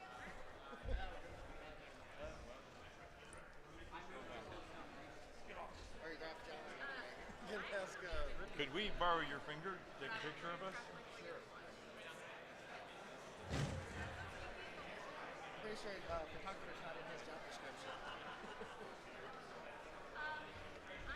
Want it vertical or horizontal? Whichever it looks like it'll get us. What do you care? We got you all three in here. Not the word libertarian. Tell you what. There we go. Tighten it a little bit. But yeah. Got it. There we go. On three, 1, 2, 3. Let's do another one. Take two, And they're we'll do small, one right? There you go. horizontal. Get one that way. And you can spread out a little bit and we can maybe read libertarian. All right, on three again. 1, 2, 3. Okay, Thank you, see sir. how those Appreciate it. We'll do more. Oh, I'm sure it'll be fine. One of them got to be good, right? Oh, yeah.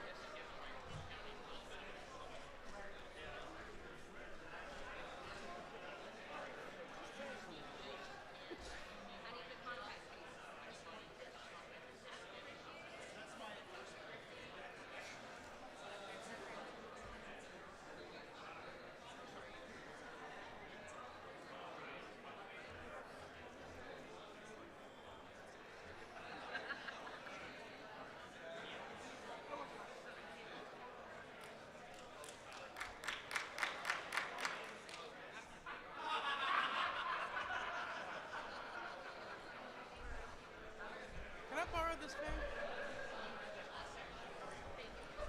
Huh? I'm once again a single victim for SD19. Austin. Yes. Austin. 26. That's fine. The more I've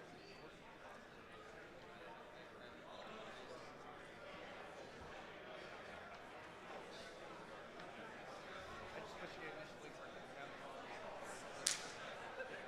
What's that go? just tell you shoes, but after the part.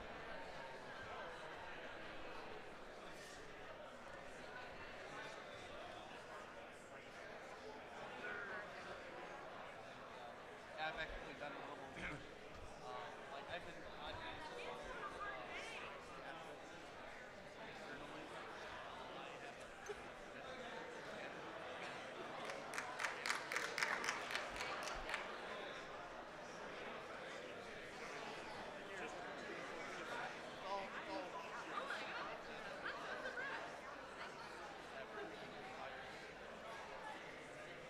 I scan it and look at it.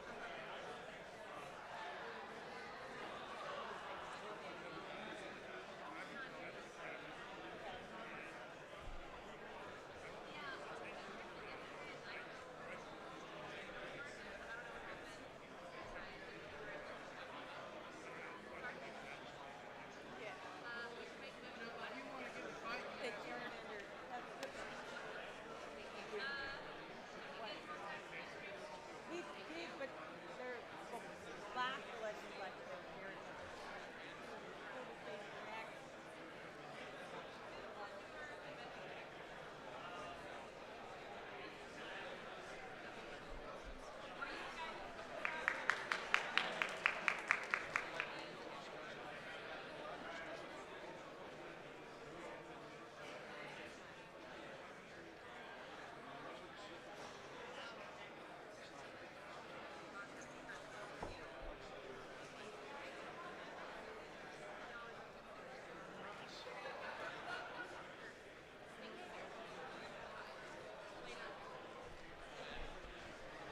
Whose pen did I?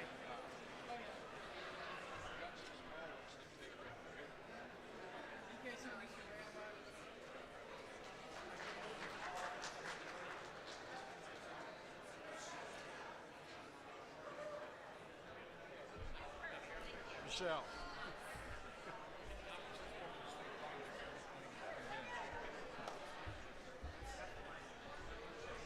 I'm good. I'm on my second cup of coffee.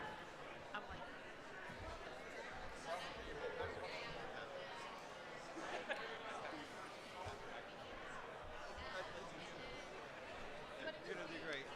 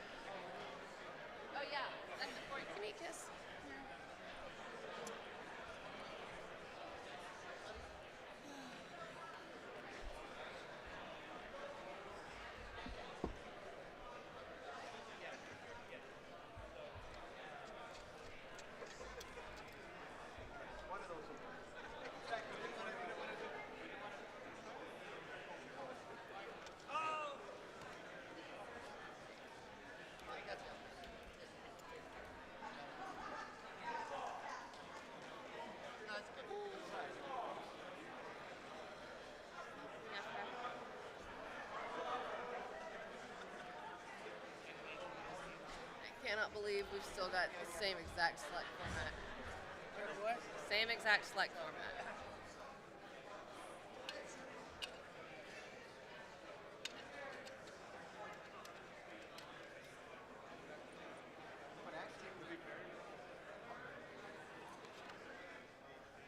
I'll leave you to it unless there's something I can be doing to help. Thank you.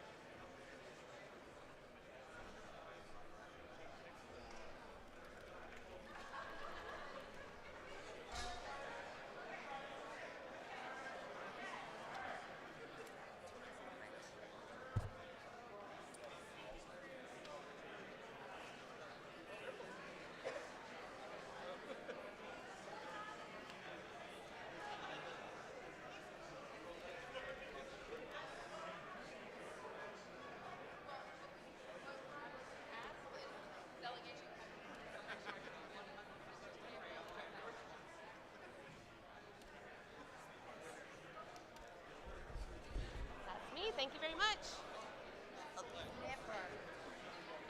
Do I have minutes too? Okay. Thanks. Oh, yeah. Thank you. Yeah. No. One or the other. Thank you.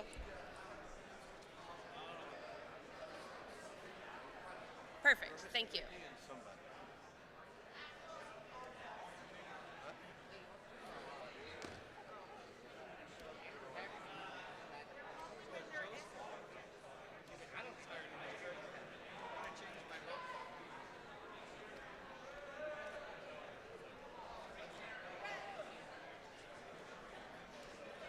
We need a Washington John.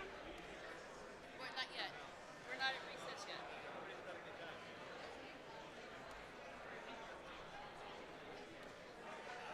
For those groups that are done, if delegation captains can please collect voter buttons and turn them in at the credentials table, we'd really appreciate it. Thank you. Yes, ma'am. Mr. One. Yes, ma'am. Okay, well, that's not surprising. That's actually pretty good for us. Yeah. I know, right? Hello. Yes, please. The one sheet of minutes, I do not need the ballots, but did you do the contact sheet? Yes, you did. You're good to go. What?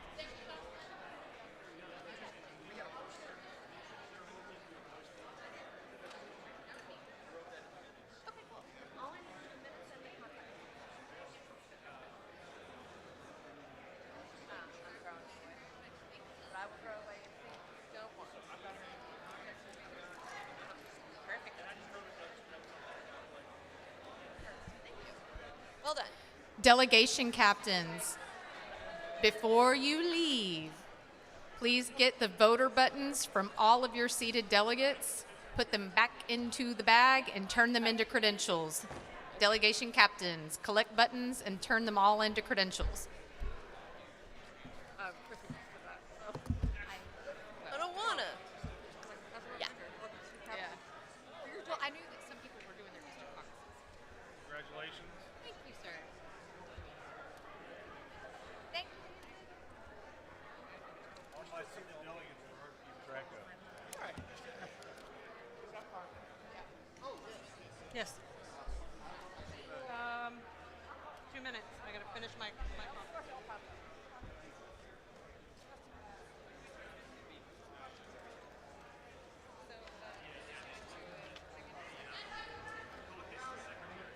You and everyone else. That's what I was like.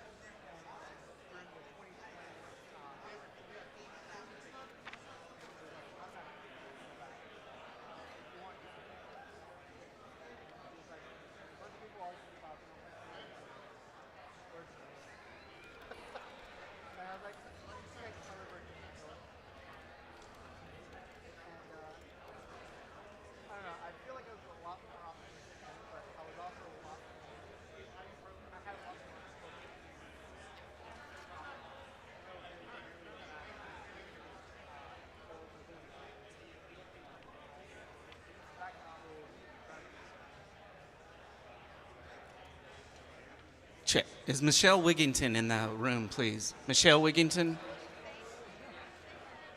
If you happen to see her, I need her to get her voter badge.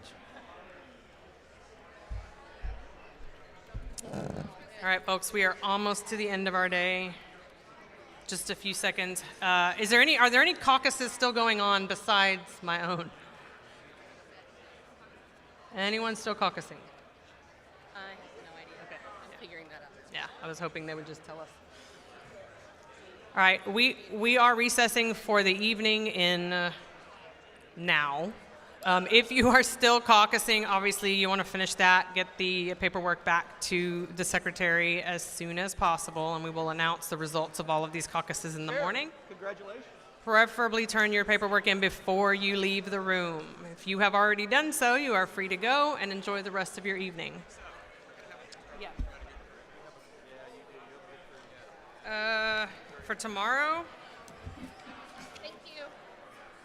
Okay, so tomorrow we will obviously call to order at 9 a.m. We will begin the day with the election, or nomination and election of our judicial committee, which is the first time we've ever done that, so you don't want to miss it. And then after that, we'll announce the results of the caucuses that we just had. We will then do national delegate elections, and then after that, platform.